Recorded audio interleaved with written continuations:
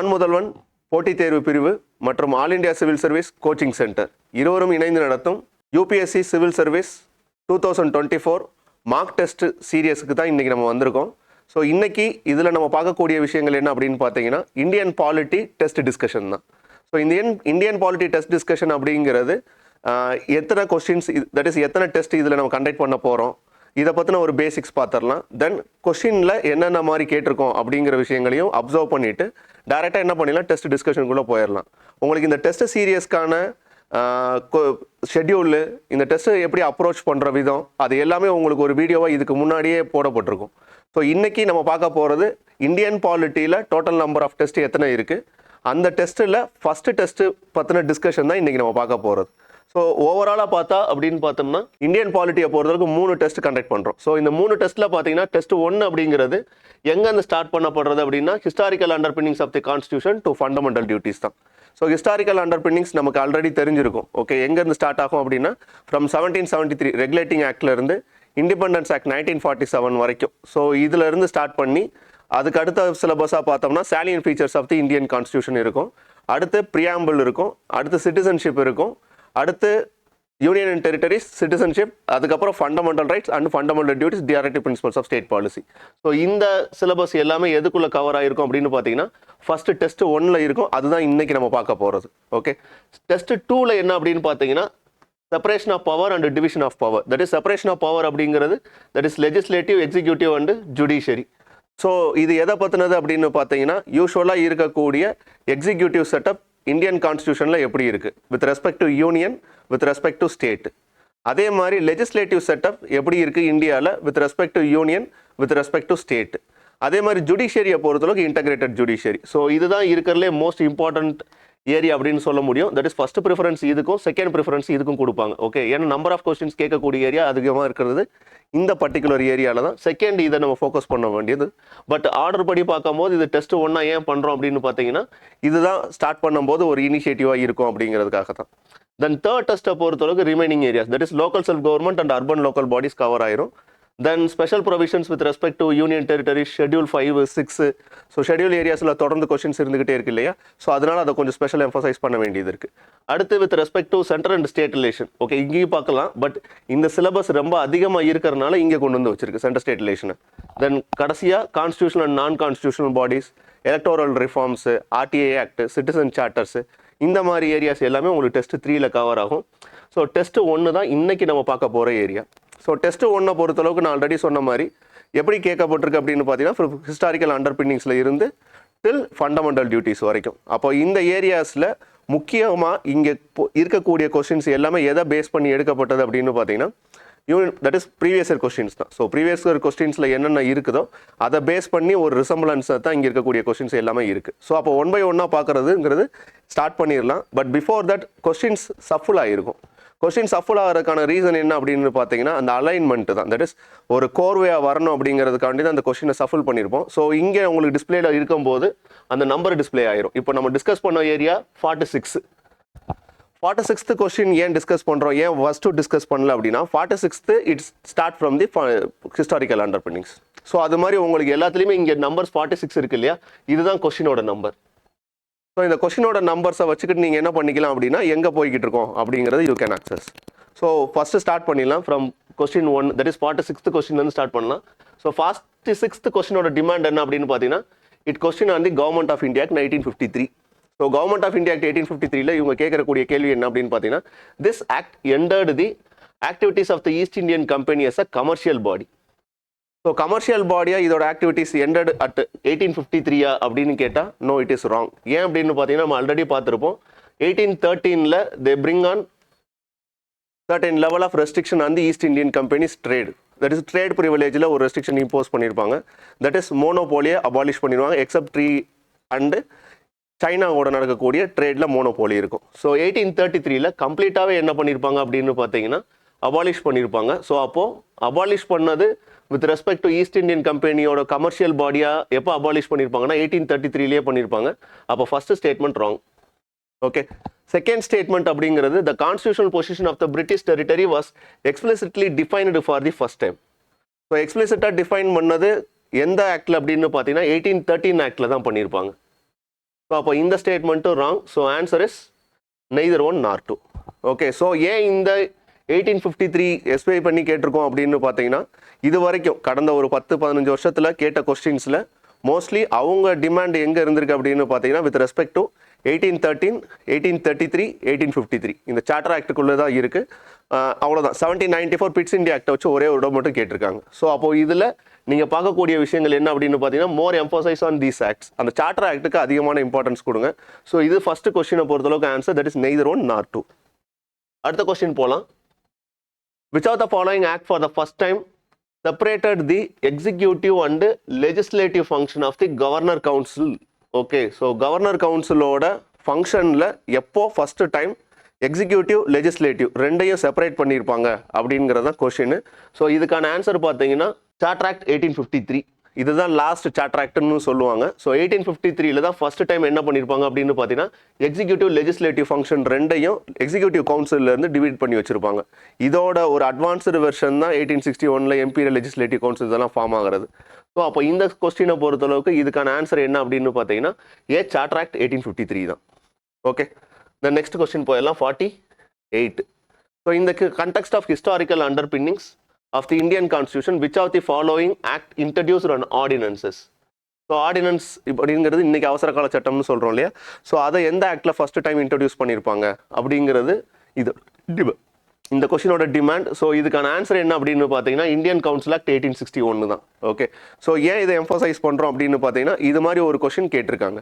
அப்போது யூஸ்வலாக என்ன மாதிரி கேட்குறாங்க அப்படின்னு பார்த்தீங்கன்னா, எது ஃபர்ஸ்ட் டைம் இன்ட்ரடியூஸ் பண்ணப்பட்டது, இல்லை எது ஃபர்ஸ்ட் டைம் அபாலிஷ் பண்ணப்பட்டது, இல்லை ஃபஸ்ட்டு யார் ஒரு பொசிஷனில் இருந்திருக்காங்க, தட் இஸ் யார் கவர்னர் ஜெனரல் ஆஃப் பெங்காலாக இருந்திருக்காங்க, யார் கவர்னர் ஜெனரல் ஆஃப் இந்தியாவாக இருந்திருக்காங்க, யார் ஃபஸ்ட்டு வைஸ்ராயாக இருந்திருக்காங்க, இப்படி தான் கேள்வி இருந்திருக்கு. ஸோ அதை பேஸ் பண்ணி தான் இதுவும் செட் பண்ணுது. ஸோ 1861 ஆக்ட் நமக்கு ஆல்ரெடி தெரியும். ஸோ லெஜிஸ்லேட்டிவ் கவுன்சில் ஒரு முழு ஷேப் அடைஞ்சது அப்படிங்கிறது, அது இஸ் கம்ப்ளீட்டாக அப்படின்னு கேட்டால் இல்லை, பட் டு ஆன் எக்ஸ்டென்ட் ஒரு லெஜிஸ்லேட்டிவ் கவுன்சில் ஃபார்ம் ஆனதுக்கான ஒரு பேஸ் எங்கே இருந்தது அப்படின்னு பார்த்தீங்கன்னா 1861 ஆக்டில் தான். ஸோ இந்த 1861 ஆக்டில் தான் ஃபஸ்ட் டைம் என்ன கொடுத்துருப்பாங்க அப்படின்னா, ஆர்டினன்சஸ் ப்ராசஸும் கொடுத்துருப்பாங்க. ஓகே, ஸோ இதுதான் ஃபர்ஸ்ட் இது ஃபார் திஸ் இந்த கொஸ்டினுக்கு 48க்கான answer B, Indian council act 1861. அடுத்த கொஸ்டின் போகலாம். With reference to the government of India act 1919, consider the following statement. The act ensures gradual development of self-governing institution in British India with a view to progressive realization of the responsible government. So இந்த first statement கரெக்டா அப்படின்னு கேட்டால் yes, it is correct. ஏன்னா first time Indian கான்ஸ்டியூஷனுக்கு ஒரு preamble base இருந்தது இங்கே தான். Okay, so அவங்களோட ப்ரியாம்பிளில் ஃபஸ்ட்டு அஜந்தா என்ன சொல்லியிருப்பாங்க அப்படின்னு பார்த்தீங்கன்னா, ஒரு self government are responsible government implement பண்ணுறது தான் ஒரு பிரிட்டிஷ் பார்லிமெண்ட்டோட இல்லை பிரிட்டிஷ் இந்தியா கவர்மெண்ட்டோட அப்ஜெக்டிவ்னு சொல்லியிருப்பாங்க. ஸோ ஃபர்ஸ்ட் ஸ்டேட்மெண்ட்டை பொறுத்தளவுக்கு கரெக்ட் தான். Second, an Indian member was elected for the first time in the executive council of governor general. So ஒரு Indian member whether he is the first time executive council or viceroy's executive கவுன்சிலில் Indian member 1919 தான் வந்தாங்களா அப்படின்னு கேட்டால் இல்லை, that one is wrong. In 1909 act. Okay, so Satyendra Sinha இருந்திருப்பார். So இவர் தான் ஃபர்ஸ்ட்டு வைஸ்ராய்ஸ் எக்ஸிக்யூட்டிவ் கவுன்சிலில் மெம்பராக இருப்பார். ஸோ அப்போ இந்த ஸ்டேட்மெண்ட் தப்பு. Okay, then the matter related to the national importance such as foreign affairs, defence, water supply, famine, relief came under the central list. So இந்த மாதிரி கொஸ்டின்ஸ் பார்க்கும்போது டோன்ட் கெட் பேனிக். ஏன்னா இது வந்து ஃபேக்ட்ஸை செக் பண்ணுறதுக்காக இல்லை, ஜஸ்ட் உங்களோட பேசிக் அண்டர்ஸ்டாண்டிங் தான். ஏன்னா இது மாதிரி ஒரு கொஸ்டின் யூபிஎஸ்சியில் கேட்டிருப்பாங்க. ஃபார் எக்ஸாம்பிள், ப்ராவின்ஷியல் சப்ஜெக்ட்ஸ் பிரிஞ்சதுக்கப்புறம் ரிசர்வ்டு சப்ஜெக்ட்ஸில் எதெல்லாம் இருக்கும் அப்படிங்கிற மாதிரி ஒரு கொஸ்டின் இருந்திருக்கும்.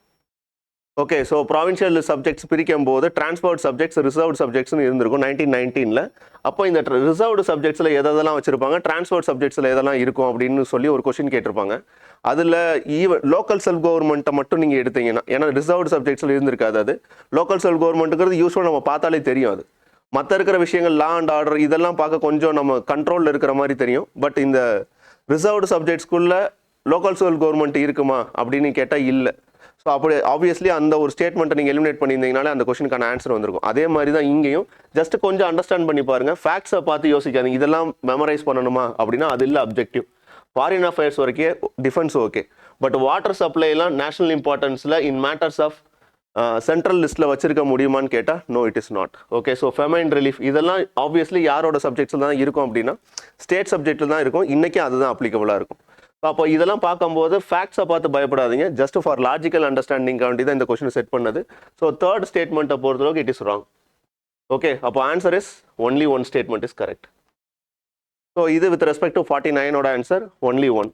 அடுத்த கொஸ்டின் போகலாம். Which among the following federal features were enshrined in the Government of India Act 1935? So note it down. Which among the following federal features?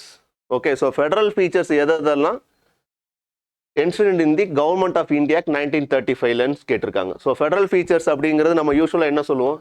Federal features அப்படிங்கிறது it must have written constitution, then dual government இருக்கணும், that is centre and state government அப்படின்னு சொல்லி இப்போ நம்ம சொல்கிறோம் இல்லையா, union government state government அது இருக்கணும், தென் இண்டிபெண்டன்ட் ஜுடிஷியரி இருக்கணும், then next one is constitution சுப்ரீமாக இருக்கணும். ஸோ இது யூஸ்வலாக ஃபெடரல் கேரக்டராக நம்ம அசியூம் பண்ணுறது. ஓகே, ஸோ இதுக்கு ஃபெடரலுக்குன்னு ஒரு டெஃபினேஷன் இருக்கான்னு கேட்டால் இல்லை. யூஎஸோட கான்ஸ்டியூஷன் மாடல் ஃபெடரல் கேரக்டர் இதெல்லாம் ரிசம்பிள் பண்ணுறதுனால ஃபெடரல் ஃபீச்சர்ஸ் இருக்கா அப்படிங்கிறத செக் பண்ணுறோம். அப்போ ஃபர்ஸ்ட் ஒன் பாருங்கள், crown as the head of the state. So crown as the head of the state is okay fine, but federal features அதை பற்றி பேச கிடையாது. ஓகே, ஸோ அப்போது crown as the head of the ஸ்டேட்டுங்கிறது okay இருந்தாலும் but federal ஃபீச்சர்ஸில் அது resemble ஆகுமான்னு கேட்டால் இல்லை. So first one is wrong. Then the division of subjects between the federal and provincial governance.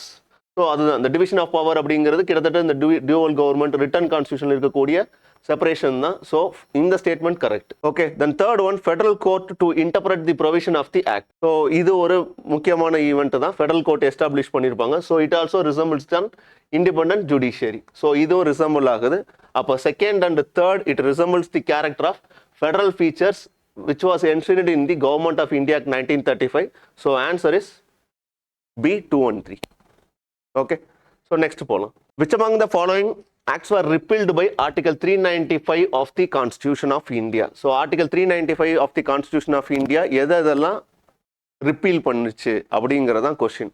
So government of India act 1935, 1947, abolition of private council jurisdiction act 1949, government of India act 1919. So இந்த 395 artificial எதுக்கு emphasize பண்ணுது அப்படின்னு பார்த்தீங்கன்னா, once constitution game in to force, மிச்சம் இருக்கக்கூடிய எக்ஸிஸ்டிங்காக இருக்கக்கூடிய ஒரு British colonial டைமில் இருக்கக்கூடிய எந்தெந்த ஆக்ட்லாம் நல்லிஃபை பண்ணப்படுது இல்லை எடுக்கப்படுது கான்ஸ்டியூஷனில் இருந்து, இல்லை அதோட நடைமுறை இனிமேல் செல்லாது, அதோட ஃபோர்ஸ் இனிமேல் செல்லாது அப்படிங்கிறதான் இதோட கேள்வி. அப்போ ஃபர்ஸ்ட் ஒன்று பார்த்தீங்கன்னா கவர்மெண்ட் ஆஃப் இந்தியா ஆக்ட் 1935 சொல்லியிருப்பாங்களா? எஸ் சொல்லியிருப்பாங்க. ஓகே, இண்டிபெண்டன்ஸ் ஆக்ட் 1947 சொல்லியிருப்பாங்களா? எஸ் சொல்லியிருப்பாங்க. கவர்மெண்ட் ஆஃப் இந்தியா ஆக்ட் 1919 அது அப்பயே ரிப்பீல் ஆகிருக்கும். That is 1935 came into ஃபோர்ஸ்னாலே 1919க்கான வேலை அங்கே இருந்திருக்காது. ஸோ ஆப்வியஸ்லி அது இருக்கிறதுக்கான சான்சஸ் இல்லை. Except private council jurisdiction act 1949 இது தெளிவாக அந்த 395 ஆர்டிக்கலில் சொல்லியிருப்பாங்க. தட் இஸ் ரிப்பீல் ஆகும் எதெல்லாம் அப்படின்னா government of India act 1935, independence act 1947, except abolition of private council jurisdiction act 1949. இந்த பிரைவேட் கவுன்சில் ஜூரிஸ்டிக்ஷன் ஆக்ட் அப்படிங்கிறது இன்னைக்கு நம்ம சொல்லக்கூடிய ஹையஸ்ட் அப்பலேட் ஜூரிஸ்டிக்ஷன் அப்படின்னு சொல்லக்கூடிய சுப்ரீம் கோர்ட்டோட ஃபங்க்ஷனை அன்னைக்கு பிரைவேட் கவுன்சில்னு சொல்லி பிரிட்டிஷில் ஒன்று இருந்துச்சு, தட் இஸ் பிரிட்டனில் ஒன்று இருந்துச்சு, அவங்க பண்ணிக்கிட்டு இருந்தாங்க. ஸோ அந்த ஒரு ஆக்ட் அந்த டைம் பீரியடில் என்ன பண்ண ட்ரை பண்ணல அப்படின்னா அவங்க ரிப்பீல் பண்ணணும்னு நினைக்கல கான்ஸ்டியூஷனில். ஸோ அதனால except abolition of private council jurisdiction act 1949 article 395 mention பண்ணியிருப்பாங்க. ஸோ இதுக்கு அவசியம் இல்லை, தட் இஸ் இதை நமக்கு செக் பண்ணுறதுக்கான அவசியம் இல்லை. பட் இந்த ஒரு கண்டிஷன் ரொம்ப முக்கியம், எக்ஸப்ட் பிரைவேட் கவுன்சில் ஜூரிஸ்டிக்ஷன் ஆக்டை தவிர இது ரெண்டும் ரிப்பீல் ஆயிரும் அப்படின்னு ஆர்டிகல் 395 எம்பசைஸ் பண்ணியிருப்பாங்க. So one correct, second correct, third one is wrong, fourth one is wrong. So answer is 1 and 2 only. Okay, so இது வித் ரெஸ்பெக்ட் டு 51st கொஸ்டினோட answer. அடுத்து போகலாம். Consider the following statement. All members of the Constitution Assembly of India were chosen by the members of provincial legislative assemblies from an undivided India.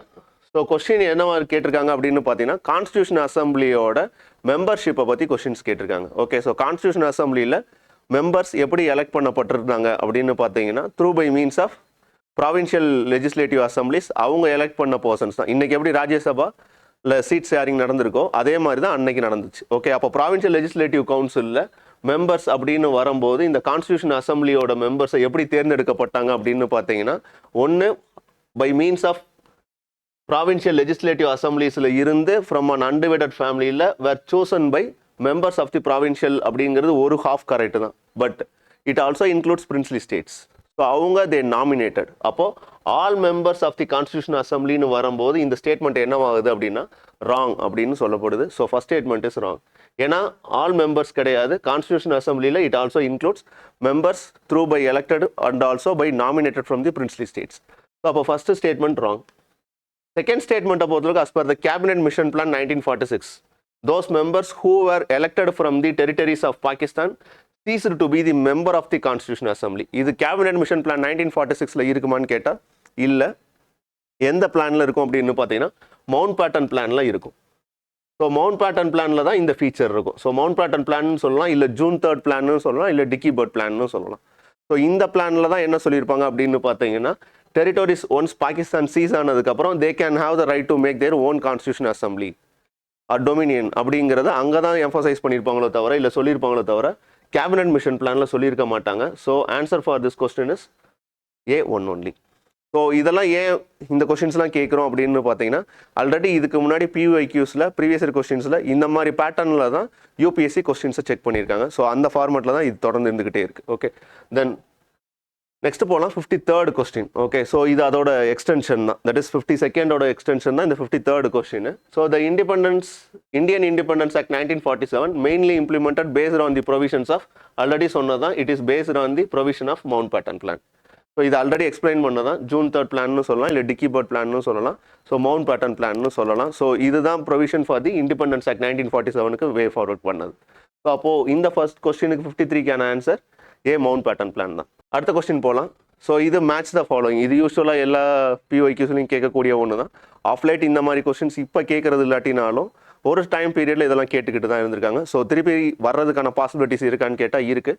So minimum லெவலில் இருக்கக்கூடிய பேசிக் committees அந்த இல்லை introduce பண்ண constitutional provisions இதை என்னங்கிறத check பண்ணிக்கோங்க. Okay, so அப்போ அதில் ஃபஸ்ட்டு பார்த்தீங்கன்னா emergency provision. So emergency provision it borrowed or come from the sources of ஜெர்மனியா அப்படின்னு கேட்டால் no, it is not.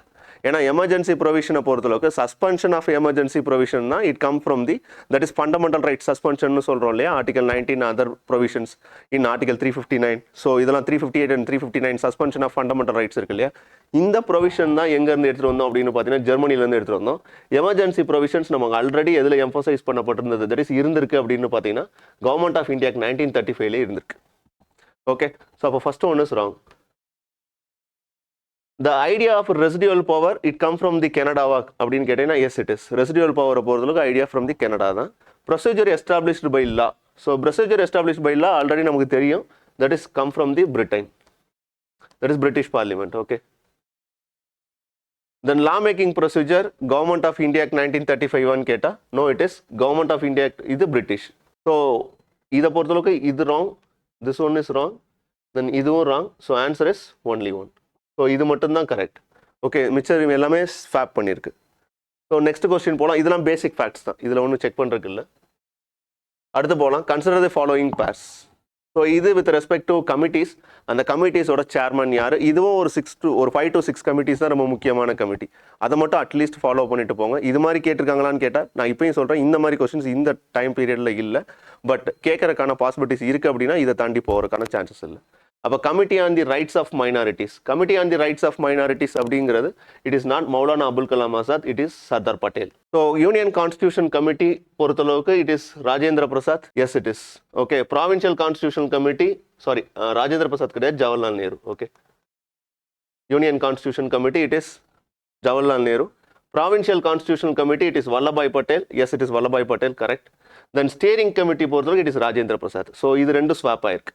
Okay, so அப்போது first one is wrong. Union constitution committee இதுவும் wrong. Provincial legislative council correct.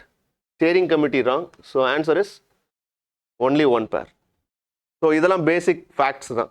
So இதெல்லாம் minimum லெவலில் you have to check. So இது வரைக்கும் கேட்ட கொஸ்டின்ஸ் எல்லாமே மினிமம் லெவலில் அவங்க எதிர்பார்க்குறது, தட் இஸ் UPSC இவ்வளோ தெரிஞ்சிருந்தால் போதும்னு தான் நினைக்கிறாங்க. ஸோ அந்தளவுக்கு தான் கொஸ்டினும் செட் பண்ணியிருக்கு.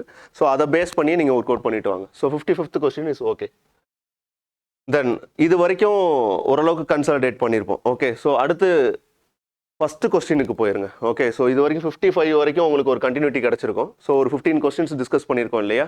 ஸோ இதுக்கப்புறம் அடுத்து எங்கே போயிருங்க அப்படின்னா ஃபஸ்ட்டு கொஸ்டின் நம்பர் 1க்கு போயிருங்க.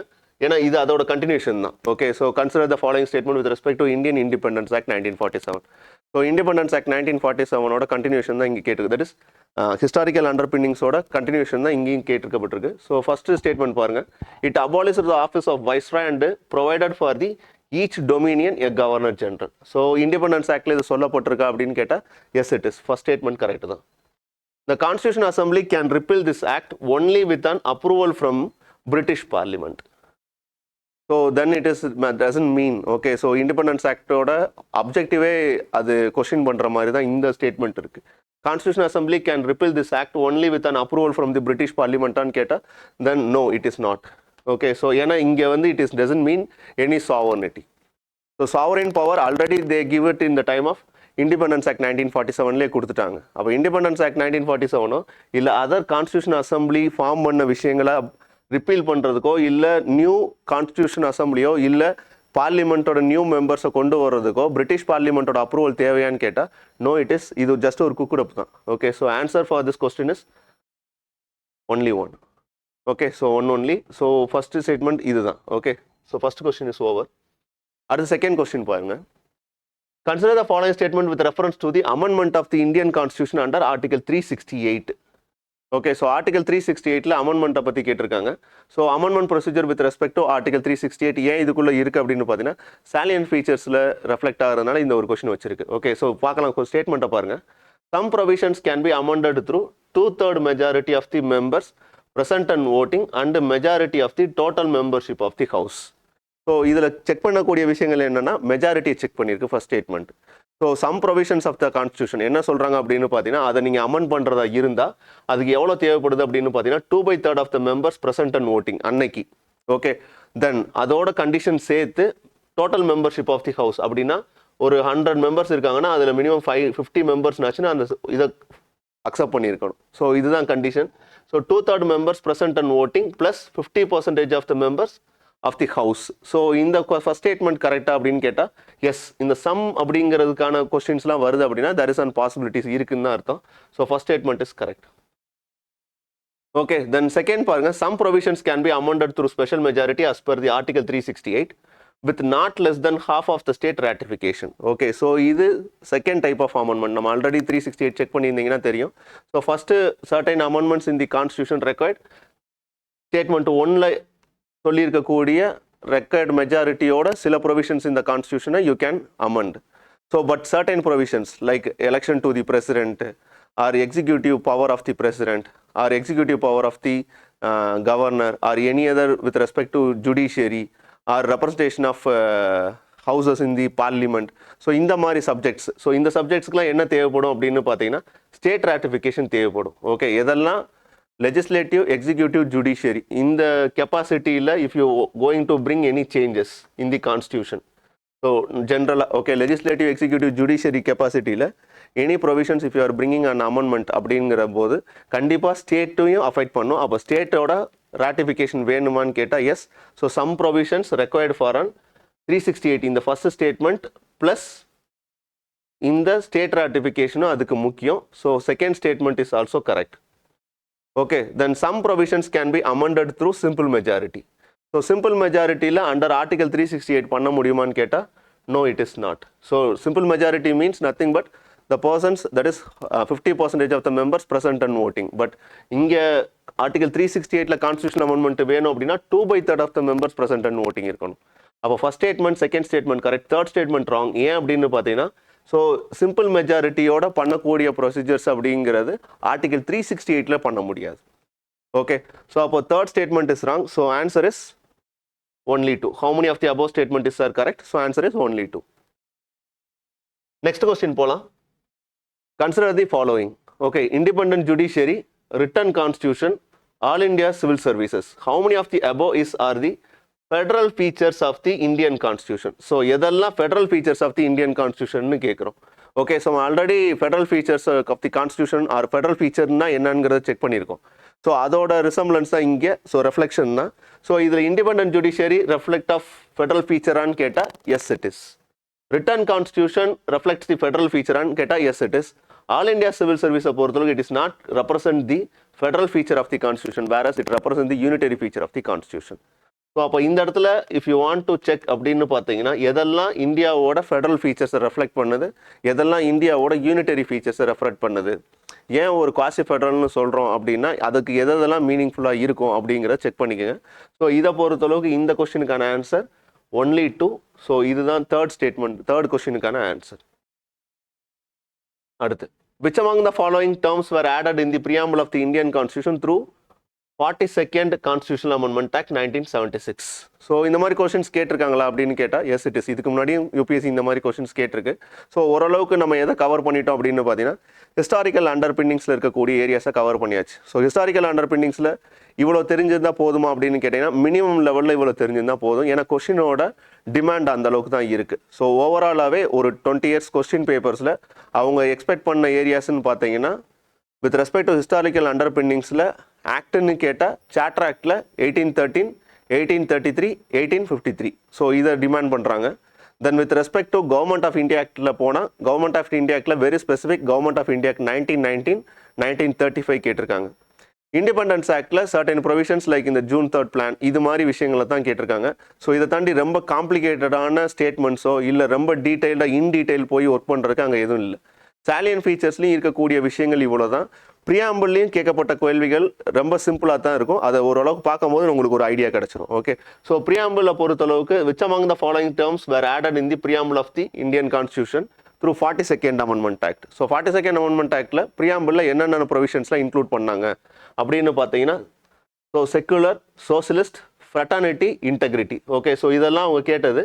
ஸோ இதில் இந்தியன் கான்ஸ்டியூஷனை பொறுத்தளவுக்கு அட் தி டைம் ஆஃப் எப்படி கேட்கப்பட்டிருக்கு அப்படின்னு பார்த்தீங்கன்னா during at the time of independence ப்ரியாம்பிளில் எதெல்லாம் இருந்துச்சு அப்படின்னு கேட்டிருக்காங்க. ஸோ அப்படி பார்க்கும்போது சாவரின் இருந்துச்சு, டெமோக்ராட்டிக் இருந்துச்சு, ரிபப்ளிக் இருந்துச்சு.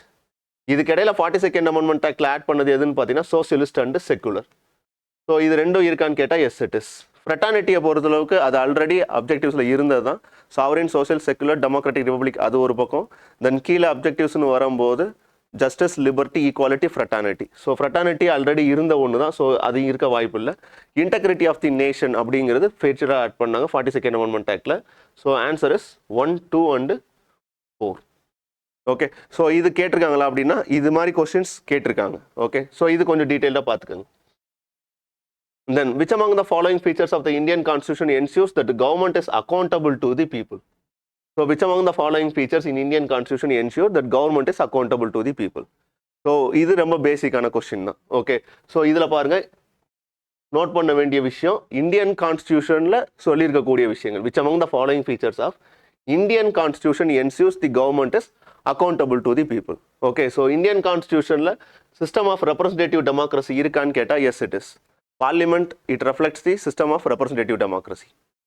State legislature, it reflects the system of representative democracy. So first statement correct தான். Gram Sabha இருக்கா அப்படின்னு கேட்டிங்கன்னா 243A Gram Sabha, yes it is enshrined in the Indian Constitution. Then independent judiciary இருக்கான்னு கேட்டால் yes it is. Okay, so there are certain jurisdiction, that is there are certain independence given for the Indian judiciary, so it ensures independent judiciary. But with respect to citizen charter, so citizen charter பற்றி கான்ஸ்டியூஷனில் எங்கேயாச்சும் பேசப்பட்டிருக்கா அப்படின்னு கேட்டிங்கன்னா no it is not. ஜென்ரலாக பார்த்தா accountable to தி பீப்புளுக்கு government establish பண்ண ஒரு விஷயம் இந்த சிட்டிசன் சார்ட்டர் சொல்லலாம். பட் அது கான்ஸ்டியூஷனில் சொல்லப்பட்டதா இருக்குமா அப்படின்னு கேட்டிங்கன்னா அது கிடையாது. So 4th statement is wrong. So answer பொறுத்தளவுக்கு only 3 தான். ஸோ அப்போ இந்த இடத்துல ரொம்ப ஸ்பெசிஃபிக்காக நீங்கள் பார்க்க வேண்டிய விஷயம் ஜென்ரலான ஒரு ப்ரொவிஷன்ஸ் கொடுத்துருக்காங்களா, இல்லை இந்தியன் கான்ஸ்டியூஷன் அப்படிங்கிறது எதாவது மென்ஷன் பண்ணியிருக்காங்களா, இல்லை பர்டிகுலராக ஒரு ஆர்டிக்கலை வச்சு அவங்க ஏதாவது கொஸ்டின் டிமாண்ட் பண்ணுறாங்களா, அந்த ஒரு விஷயத்தை எப்பயுமே செக் பண்ணிக்கோங்க.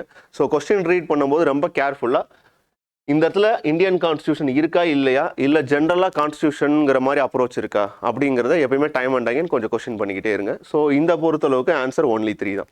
ஓகே, ஸோ இந்த இந்தியன் கான்ஸ்டியூஷனை கவனிக்காமல் போனீங்க அப்படின்னா சிட்டிசன் சார்ட்டருமே ஆன்சராக தான் வந்திருக்கும். ஸோ இந்த இடத்துல பர்பஸ்ஃபுல்லாக தான் இதை வச்சது. So be careful. ஓகே, அடுத்து consider the following statement. Statement 1, the basic feature of the constitution cannot be amended by exercising power of amendment under article 368. The basic feature of the constitution cannot be amended. by means of article 368 ஆன்னு கேட்டால் yes it is. Okay, so basic ஃபீச்சரை என்ன பண்ண முடியாது, amend பண்ண முடியாது. இது எங்கே சொல்லப்பட்டது அப்படின்னா கேசவநந்த பாரதி கேஸில் சொல்லப்பட்டது. ஸோ கேசவநந்த பாரதி கேஸ் சொன்ன மாதிரி பேசிக் ஸ்ட்ரக்சரை அமெண்ட் பண்ண முடியுமான்னு கேட்டால் பார்லிமெண்ட்னால அமெண்ட் பண்ண முடியாது. அப்போ ஃபர்ஸ்ட் ஸ்டேட்மெண்ட் கரெக்டான்னு கேட்டால் yes it is. So the term basic feature was defined in the Kesavananda Bharati case in 1973. So defined யூஸ்வலாக இந்த பாலிட்டி கொஸ்டின்ஸில் எப்பயுமே இந்த டிஃபைன்டு அப்படிங்கிற ஒரு ஸ்டேட்மெண்ட் இருந்துக்கிட்டே இருக்குது. ஓகே, ஸோ அப்போ அந்த டிஃபைன்டுங்கிற டேர்ம் இருக்கான்னு கேட்டால் கான்ஸ்டியூஷனில் மோஸ்ட் ப்ராபப்ளி எந்த இதுக்கும் டெஃபினேஷன் ஒன்று இருக்காது. அதுவும் பேசிக் ஸ்ட்ரக்சரை பொறுத்தளவுக்கு இட் இஸ் டிஃபைன்டு இன் கேசவநந்த பாரதி கேஸான்னு கேட்டால் கேசவநந்த பாரதி கேஸில் பேசிக் ஸ்ட்ரக்சர்னு ஒன்று இருக்குதான்னு சொன்னாங்களோ தவிர எந்த ஒரு டெஃபினேஷன் ஃபார் பேசிக் ஸ்ட்ரக்சரும் அங்கே கொடுக்க கிடையாது. ஸோ மோஸ்ட்லி இந்த டிஃபைனுங்கிற ஸ்டேட்மெண்ட் இருந்தால் அது மோஸ்ட் ப்ராபப்ளி ராங்காக இருக்கிறதுக்கான சான்சஸ் இருக்குது. ஸோ இந்த இடத்துல டிஃபைன்டு அப்படிங்கிறது பேசிக் structure basic feature okay, but அப்படி ஒரு விஷயத்தை கேசவநந்த பாரதி கேஸில் டிஃபைன் பண்ண கிடையாது. வேற பேசிக் ஸ்ட்ரக்சர் வயலேஷன் மட்டும்தான் சொல்லியிருக்காங்க. அப்போ பேசிக் ஸ்ட்ரக்சர் எது அப்படிங்கிறத அது த்ரூ பை ஒவ்வொரு சப்சிக்வெண்ட் ஜட்மெண்ட்ஸ்லையும் என்ன ஆகிக்கிட்டே போகுது அப்படின்னா ஆட் ஆகிக்கிட்டே போகுது. அப்போ அதில் பெரிய எம்ஃபசைஸ் பண்ணணுமா, தட் இஸ் எதெல்லாம் பேசிக் ஸ்ட்ரக்சர்னு பார்க்கணுமா அப்படின்னு கேட்டிங்கன்னா no it is not. Okay, so உங்களுக்கு தெரிஞ்ச மாதிரி விஷயங்களில் தான் உங்கள் கொஸ்டின்ஸ் கேட்கறதுக்கான பாசிபிலிட்டிஸ் இருக்குது. ஸோ அப்போ இந்த ஸ்டேட்மெண்ட்டை பொறுத்தளவுக்கு that one is wrong. So அப்போ first statement is wrong, first statement is correct, second statement is wrong. So answer is statement 1 is correct, but statement 2 is incorrect. இது 6th questionக்கான ஆன்சர். அடுத்த question போலாம். The basic structure theory of the Indian constitution implies that. So எதை mean பண்ணுது basic structure? So basic structure of the constitution it implies that fundamental rights cannot be abridged or taken away. அப்படியான்னு கேட்டால் no it is not. ஏன்னா basic structure அதை emphasize பண்ண கிடையாது. So even Supreme Court in Monroe Mills case states that fundamental rights can be amendable. Okay, so fundamental rights can be amendable, but it cannot implies, that is it cannot amend the basic structure of the constitution. அதான் சொல்றாங்க. Constitution cannot be amended except in accordance with the procedure prescribed in article 368. So இதை emphasize பண்ணுதா basic structure அப்படின்னு கேட்டால் இல்லை, அது already இருக்கக்கூடிய existing procedure தான். Constitution if you want to bring any amendment it can be done only through by article 368 of the constitution. So அப்போ இந்த ஸ்டேட்மெண்ட்டும் அதுக்கான டெஃபினேஷனாக இருக்க சான்ஸ் இல்லை. ஓகே, தென் சார் இது அப்போ ஒன்று நன் ஆஃப் தி அபவ் இருக்கணும், இல்லாட்டி சி இருக்கணும். Then certain features of the constitution are so essential to it that they cannot be abrogated. So certain features of the constitution, so that's a constitution, such a features are considered to be basic feature. So அப்படி சொல்லப்படக்கூடிய ஃபீச்சர்ஸை தான் எதுன்னு சொல்கிறாங்கன்னா basic features. For example independent judiciary, okay, so judicial review, then sovereign, secular. So இது கேசவநந்த பாரதி கேஸில் சொன்னது. So இந்த மாதிரி விஷயங்கள்லாம் என்னென்னு சொல்கிறாங்க அப்படின்னா they are considered to be an basic features. So such a features you cannot able to amend or abrogated. So அதைத்தான் பேசிக் ஸ்ட்ரக்சர் தியரி எம்ஃபசைஸ் பண்ணுது. So answer C is the correct answer. Okay, so அடுத்த question போயிடலாம். Which of the following are the advantages of parliamentary democracy? So parliamentary democracy யோட advantages என்ன? Okay, so parliamentary democracy or representative democracy. So இதோட advantage என்ன அப்படிங்கிறது தான் demand of the question. So first one is ready alternative government. Ready alternative government in sense in case of any no confidence motion passed by the parliament. Okay, so in case no confidence motion ஏதாச்சும் ஒன்று pass ஆயிடுச்சு அப்படின்னா president என்ன பண்ண மாட்டார் அப்படின்னா இமீடியட்டாக ஒரு கவர்மெண்ட்டை டிசால்வ் பண்ணிவிட்டு நியூ எலெக்ஷன் கண்டக்ட் பண்ண மாட்டாங்க. They search for an alternative government. So வேறு யாரும் கவர்மெண்ட் ஃபார்ம் பண்ணுறதுக்கு ரெடியாக இருக்காங்களா வித் ரெக்வயர்ட் மெஜாரிட்டியோட அப்படிங்கிறத கொஸ்டின் செக் பண்ணுவாங்க. ஸோ அப்படி இருக்கும்போது இது பிரசிடென்ஷியல் சிஸ்டமில் பாசிபிளான்னு கேட்டால் நோ இட் இஸ் நாட். அப்போ பார்லிமெண்ட்ரி டெமோக்ரஸியில் இருக்கக்கூடிய one of the advantage or main feature எது அப்படின்னு பார்த்தீங்கன்னா இந்த ரெடி ஆல்டர்னேட்டிவ் கவர்மெண்ட். இது ஒன்று சொல்லலாம். Second, wide representation. So wide representation அப்படின்னு வரும்போது peoples are come from the various domains and various systems. Okay, வேறு வேறு இடத்துல இருந்து வர்றதுனால கண்டிப்பாக இங்கே என்ன ரெப்ரசென்ட் ஆகப்படும் அப்படின்னு பார்த்தீங்கன்னா வைட் ரெப்ரசன்டேஷன் இருக்கும். ஓகே, பட் ஸ்டேபிள் கவர்மெண்ட் இருக்குமா அப்படின்னு கேட்டிங்கன்னா நோ. ஏன்னா it is not depend on the single person, various council of ministers. So council of ministers are collectively responsible to the Lok Sabha. So council of ministers அப்படின்னு வரும்போது ஒரு stable government compare with presidential system மாதிரி ஒரு parliamentary சிஸ்டத்தில் emphasize பண்ண முடியும் இல்லை ensure பண்ண முடியுமான்னு கேட்டால் அது முடியாது. So third statement is wrong. Fourth statement, harmony between the legislature and executive. Yes it is. ஏன்னா executives are come from the legislature தான். ஓகே, அந்த executives are accountable to the legislature தான். அப்போது இது ஹார்மோனியான்னு கேட்டால் yes it is an harmony. இந்த ஒரு செப்பரேஷன் எங்கே இருக்காது, இந்த ஒரு ஹார்மோனி எங்கே இருக்காது அப்படின்னா பிரசிடென்ஷியல் சிஸ்டத்தில் இருக்காது. ஏன்னா எக்ஸிக்யூட்டிவ், லெஜிஸ்லேட்டிவ், ஜுடிஷியரி இவங்க 3 பேருமே என்னவா இருப்பாங்க அப்படின்னு பார்த்தீங்கன்னா வாட்டர் டைட் கம்பார்ட்மெண்ட்டில் இருப்பாங்க. That is nowhere there come from each side, that is each and every one come from the various domain. But இங்கே அப்படி கிடையாது. இங்கே லெஜிஸ்லேச்சரில் இருந்தால் எக்ஸிக்யூட்டிவ் வருவாங்க. Executives are accountable to the legislature. ஜுடிஷியரியை பொறுத்தவரைக்கும் it question on the are checks the functions of the legislative and executive. In case judiciary violates means legislature have the right to impeach the judges. So இது ஒரு relationship with respect to parliamentary system. So அப்போ இந்த இடத்துல stable government வருமான்னு கேட்டால் no it is not. But harmony between legislature and executive இருக்குமான்னு கேட்டால் yes it is. So அப்போ first statement is correct, second statement is correct, fourth statement is correct. So answer is only 3. Okay. So இதெல்லாம் basics. அப்போ பார்க்கும்போதே parliamentary system ஓட advantages என்ன, presidential system advantages என்ன, இதெல்லாம் basic feature of the constitution. Okay, are salient features of the constitution. So salient featuresல இது எல்லாமே இன்க்ளூட் ஆகும். அப்போ பார்க்கும்போது இந்த மாதிரி விஷயங்களை பார்த்துக்கோங்க. இதோட ரிசம்பிளன்ஸ் PYQலையும் இருக்கு. Consider the following statement. In both India and UK the parliamentary system is based on the separation of power between legislature and executive. So இது ஃபர்ஸ்ட் கொஸ்டினோட கண்டினியூஷன் தான். ஓகே, ஸோ ஃபர்ஸ்ட் கொஸ்டினில் கரெக்டாக நீங்கள் ஆன்சர் பண்ணியிருந்தா இந்த ஒரு particular ஸ்டேட்மெண்ட்டை உங்களால் எலிமினேட் பண்ண முடியும். ஏன்னா parliamentary system is based on the separation of power between legislature and executive and keta. No it is not, because it is harmony. அப்போ separation கிடையாது, it is harmony between the legislature and the executive. So first statement is wrong. Second statement பாருங்க, in comparison to the British parliament, the Indian parliament is a sovereign body. Indian constitution is a sovereign body and keta. No it is not, because it is imposed with certain reasonable restriction by the, or it has certain limitation which was enshrined in the Indian constitution. அப்போ parliament எங்கே sovereign அப்படின்னு பார்த்தீங்கன்னா it is sovereign with respect to British parliament, correct தான். But Indian கான்ஸ்டியூஷனை பொறுத்தளவுக்கு Indian constitution parliament is and sovereign பாடியான்னு கேட்டால் no it is not. So second statement is wrong. In both India and UK the head of the states are indirectly elected. ஸோ both India and UK ரெண்டுலேயுமே head of the state அப்படின்னு சொல்கிறது இங்கே நம்ம பிரசிடென்ட்ன்றோம், அங்கே நாங்கள் க்ரௌன்னு சொல்கிறாங்க. ஓகே, ஸோ இவங்க 2 பேருமே எலெக்டடான்னு கேட்டால் ஆர் இன்டைரக்ட்லி எலெக்டடான்னு கேட்டால் நோ இட் இஸ் நாட். ஏன்னா இங்கே monarchial head. So monarchial head அப்படிங்கிறது வம்சாவளியாக யார் இருப்பாங்க அப்படின்னா அந்த மன்னர் பரம்பரையிலேருந்து யார் வர்றாங்களோ அவங்க தான் ஹெட் ஆஃப் த ஸ்டேட்டாக இருக்க முடியும். பட் இந்தியாவை பொறுத்தளவுக்கு அப்படி கிடையாது. ஸோ இந்தியாவை பொறுத்தளவுக்கு it is indirectly elected. So ஏன்னா Indian constitution emphasise for an sovereign, secular, democratic and republic country. So head of the state எப்படி தான் இருக்கணும், எலெக்டடாக தான் இருக்கணும். அதுக்குள்ளே it is indirectly elected. So அதனால third statement is also wrong. அப்போது எத்தனை ஸ்டேட்மெண்ட்ஸ் கரெக்ட் அப்படின்னு பார்த்தீங்கன்னா none of the above. So D is the correct answer. Okay, so இதெல்லாம் கொஞ்சம் டீட்டெயிலாக பார்த்து வச்சுக்கோங்க. கேட்கக்கூடிய பாசிபிலிட்டிஸ் இருக்குது. ஓகே, ஏன்னா சாவரினிட்டியை வச்சு ஒரு கொஸ்டின்ஸ் கேட்டிருக்காங்க.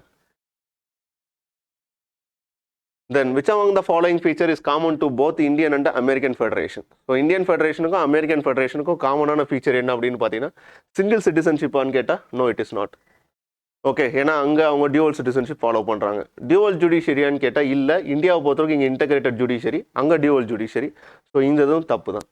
3 லிஸ்ட் இன் தி கான்ஸ்டியூஷன் அப்படியான்னு கேட்டால் நோ இட் இஸ் நாட். ஏன்னா அவங்கள பொறுத்தவரைக்கும் ஸ்டேட் லிஸ்ட், சென்ட்ரல் லிஸ்ட் தான். ஓகே, கன்கரண்ட்னு ஒன்று கிடையாது. ஸோ அப்போ அதுவும் இல்லை. அப்போது ஆப்வியஸ்லி எதுவாக இருக்க முடியும் அப்படின்னு பார்த்தீங்கன்னா இண்டிபெண்டன்ட் ஜுடிஷியரி தான். ஸோ இண்டிபெண்டன்ட் ஜுடிஷியரிங்கிற character it is applicable for both Indian polity as well as American polity. So அப்போ ஆன்சர் இஸ் டி. தென் அடுத்த கொஸ்டின் போகலாம். Consider the following statement with respect to princely states in India. So princely states in India with respect to an undivided India. Okay, so undivided Indiaல princely states வச்சு questions கேட்டிருக்கோம். So இதில் first statement பார்த்தீங்கன்னா it can free to join either India or Pakistan or remain independent if they so wished. அப்படியான்னு கேட்டால் yes. Okay, so அப்படி தான் இருக்குது. ஸோ ஃபர்ஸ்ட் ஸ்டேட்மெண்ட்டை பொறுத்தளவுக்கு ஸ்டேட்மெண்ட் கரெக்ட் தான். So it can free to join either, that is independence ஆக்ட்லையும் சரி இவங்க கொடுத்த ப்ரொவிஷன் இது தான். Okay, they either join with India or Pakistan or remain independent. Okay, so Hyderabad the first princely state announced that it had decided to remain independent. So Hyderabad தான் first state with respect to announced that நாங்கள் remain independent, that is independent-ஆகவே நாங்கள் இருந்துக்கிறோம், we are not ready to join with either India or Pakistan அப்படிங்கன்னா இல்லை. First state யார் அப்படின்னு பார்த்தீங்கன்னா ட்ரவான்கோர் தான் சொல்லியிருப்பாங்க. Okay, so Travancore சொன்னதுக்கு அப்புறம் தான் ஹைதராபாத் சொல்லியிருப்பாங்க. So second statement is wrong. Then Manipur was the first princely state as a part of India to hold an election based on universal adult franchising. Manipur தான் first princely state to hold election for an universal adult franchise யோடனு கேட்டிங்கன்னா yes it is. Okay, so third statement is correct தான். So அப்போ answer பார்த்தீங்கன்னா how many of the states given above are correct அப்படின்னு வரும்போது it is only 2. இது it is come from the NCERT. Okay, so என்சிஆர்டியிலேருந்து எடுத்த statement தான் இந்த ஒரு particular question. So just NCERTs read பண்ண ப்ராக்டிஸ் பண்ணுங்கள். ஸோ இந்த ஒரு பர்டிகுலர் ஸ்டேட்மெண்ட் என்சிஆர்டிஸ்லேருந்து எடுத்தது தான். ஸோ வித் ரெஸ்பெக்ட் டு 56 பொறுத்தளவுக்கு ஆன்சர் ஒன்லி 2 தான். அடுத்த கொஸ்டின் போகலாம். Consider the following statement. இதோட முடிஞ்சிருச்சு. ஓகே, ஸோ 10ஓட இந்த ஒரு சப்யூனிட் முடிஞ்சிருச்சு. அடுத்து போக வேண்டியது 57க்கு போயிடலாம். Okay, so 57 consider the following statement. Bicameralism, collective responsibility, constitutional amendment. Which of the following provisions in Indian Parliament resembles British Parliament? So Indian பார்லிமெண்ட்டும் பிரிட்டிஷ் பார்லிமெண்ட்டையும் ரிசம்பிள் பண்ணுறது எது அப்படிங்கிறது ஆல்ரெடி இதுக்கு முன்னாடி ஒன்று வச்சுருந்தோம். அதே மாதிரி ஒரு பேட்டர்னில் தான் இதையும் கேட்டிருக்கோம். ஓகே, ஸோ பைகேமரலிசம் இருக்கா? ஸோ அங்கேயும் 2 ஹவுசஸ் இருக்கா, இங்கேயும் 2 ஹவுசஸ் இருக்கான்னு கேட்டால் எஸ் இட் இஸ். ஓகே, அங்கேயும் 2 ஹவுசஸ் இருக்குது, இங்கேயும் 2 ஹவுசஸ் இருக்குது, அப்பர் ஹவுஸ் லோயர் ஹவுஸ்னு. ஸோ இங்கேயும் இருக்குது. ஸோ ஃபஸ்ட் ஸ்டேட்மெண்ட் கரெக்டு தான். கலெக்டிவ் ரெஸ்பான்சிபிளான்னு கேட்டால் yes, council of ministers are collectively responsible to the Lok Sabha அப்படின்னு சொல்லுவோம். ஸோ அங்கேயும் அந்த ப்ரீச்சர் இருக்கான்னு கேட்டால் yes it is. So second statement correct தான். Constitutional amendment. ஸோ கான்ஸ்டியூஷன் அமெண்ட்மெண்ட்டை பொறுத்தளவுக்கு it is an character of Indian constitution, not with respect to British constitution. ஏன்னா பிரிட்டிஷை பொறுத்தளவுக்கு there is no any written constitution. So அப்போ constitutional amendment அப்படிங்கிற ஒரு procedure எங்கே மட்டும்தான் இருக்குது அப்படின்னு பார்த்தீங்கன்னா வித் ரெஸ்பெக்ட் டு இந்தியன் பார்லிமெண்ட்டுக்கு மட்டும்தான் இருக்கக்கூடிய கேரக்டரோ தவிர அது பிரிட்டிஷ் பார்லிமெண்ட்டுக்கான கேரக்டர் கிடையாது. ஸோ அப்போது ஆன்சரை பொறுத்தளவுக்கு இங்கே third statement is wrong. So bicameralism இருக்கான்னு கேட்டால் இருக்குது, கலெக்டிவ் ரெஸ்பான்சிபிலிட்டி இருக்கான்னு கேட்டால் இருக்குது. So answer is only 2. Okay, so next போயிடலாம். 58. இது பேசிக்காக உங்களுக்கு தெரிய வேண்டிய விஷயம். Please memorise the preamble. At least இங்கே இருக்கக்கூடிய இந்த கீவேர்ட்ஸ்னாச்சும் மெமரைஸ் பண்ணிக்கோங்க. That is the we the people of India, that it means that it gives a source of power. So கான்ஸ்டியூஷனுக்கு பவர் எங்கேருந்து வந்தது அப்படின்னு கொஸ்டின் இருக்கான்னு கேட்டால் இருக்குது. ஸோ கான்ஸ்டியூஷனுக்கு பவர் எங்கேருந்து வந்ததுன்னு பார்த்தீங்கன்னா we the people of India தான். Okay, so what is our aim அப்படின்னு பார்த்தீங்கன்னா that is India want to be an. So A B C D. So இதை தான் கொஸ்டின் பண்ணியிருக்கு. ஸோ ஏவை பொறுத்தளவுக்கு India want to be an sovereign. Okay, so sovereign. Okay, so sovereign, socialist, secular, democratic and republic. இந்த secular socialist இது ரெண்டும் 42nd amendment ஆக்டில் introduce பண்ணாங்க, நம்ம ஆல்ரெடி பார்த்தாச்சு. Okay, so and to secure all it's citizens. Okay, so citizen தான் இதுக்கு இருக்கக்கூடிய இங்கே. So citizen, justice, socio economic, political. இதை வச்சு ஒரு கொஸ்டின் கேட்டிருக்காங்க ஒரு தடவை. ஓகே, ஸோ ப்ரியாம்பிளில் எந்த டெமோக்ரஸி என்ஷூர் பண்ணப்படுது அப்படின்னு சொல்லி ஒரு கொஸ்டின் கேட்டிருக்காங்க. So social, economic and political. Then liberty of thought, expression, belief, faith and worship. Okay, so இதை வச்சு ஒரு தடவை கொஸ்டின்ஸ் கேட்டிருக்காங்க. Then equality of status and of opportunity and promote them among all. Okay, then fraternity, assuring dignity of the individual and unity and integrity of. So இந்த integrity அப்படிங்கிறது 42nd amendment ஆக்டில் introduce பண்ணது. Nation அப்படிங்கிறது தான் correct.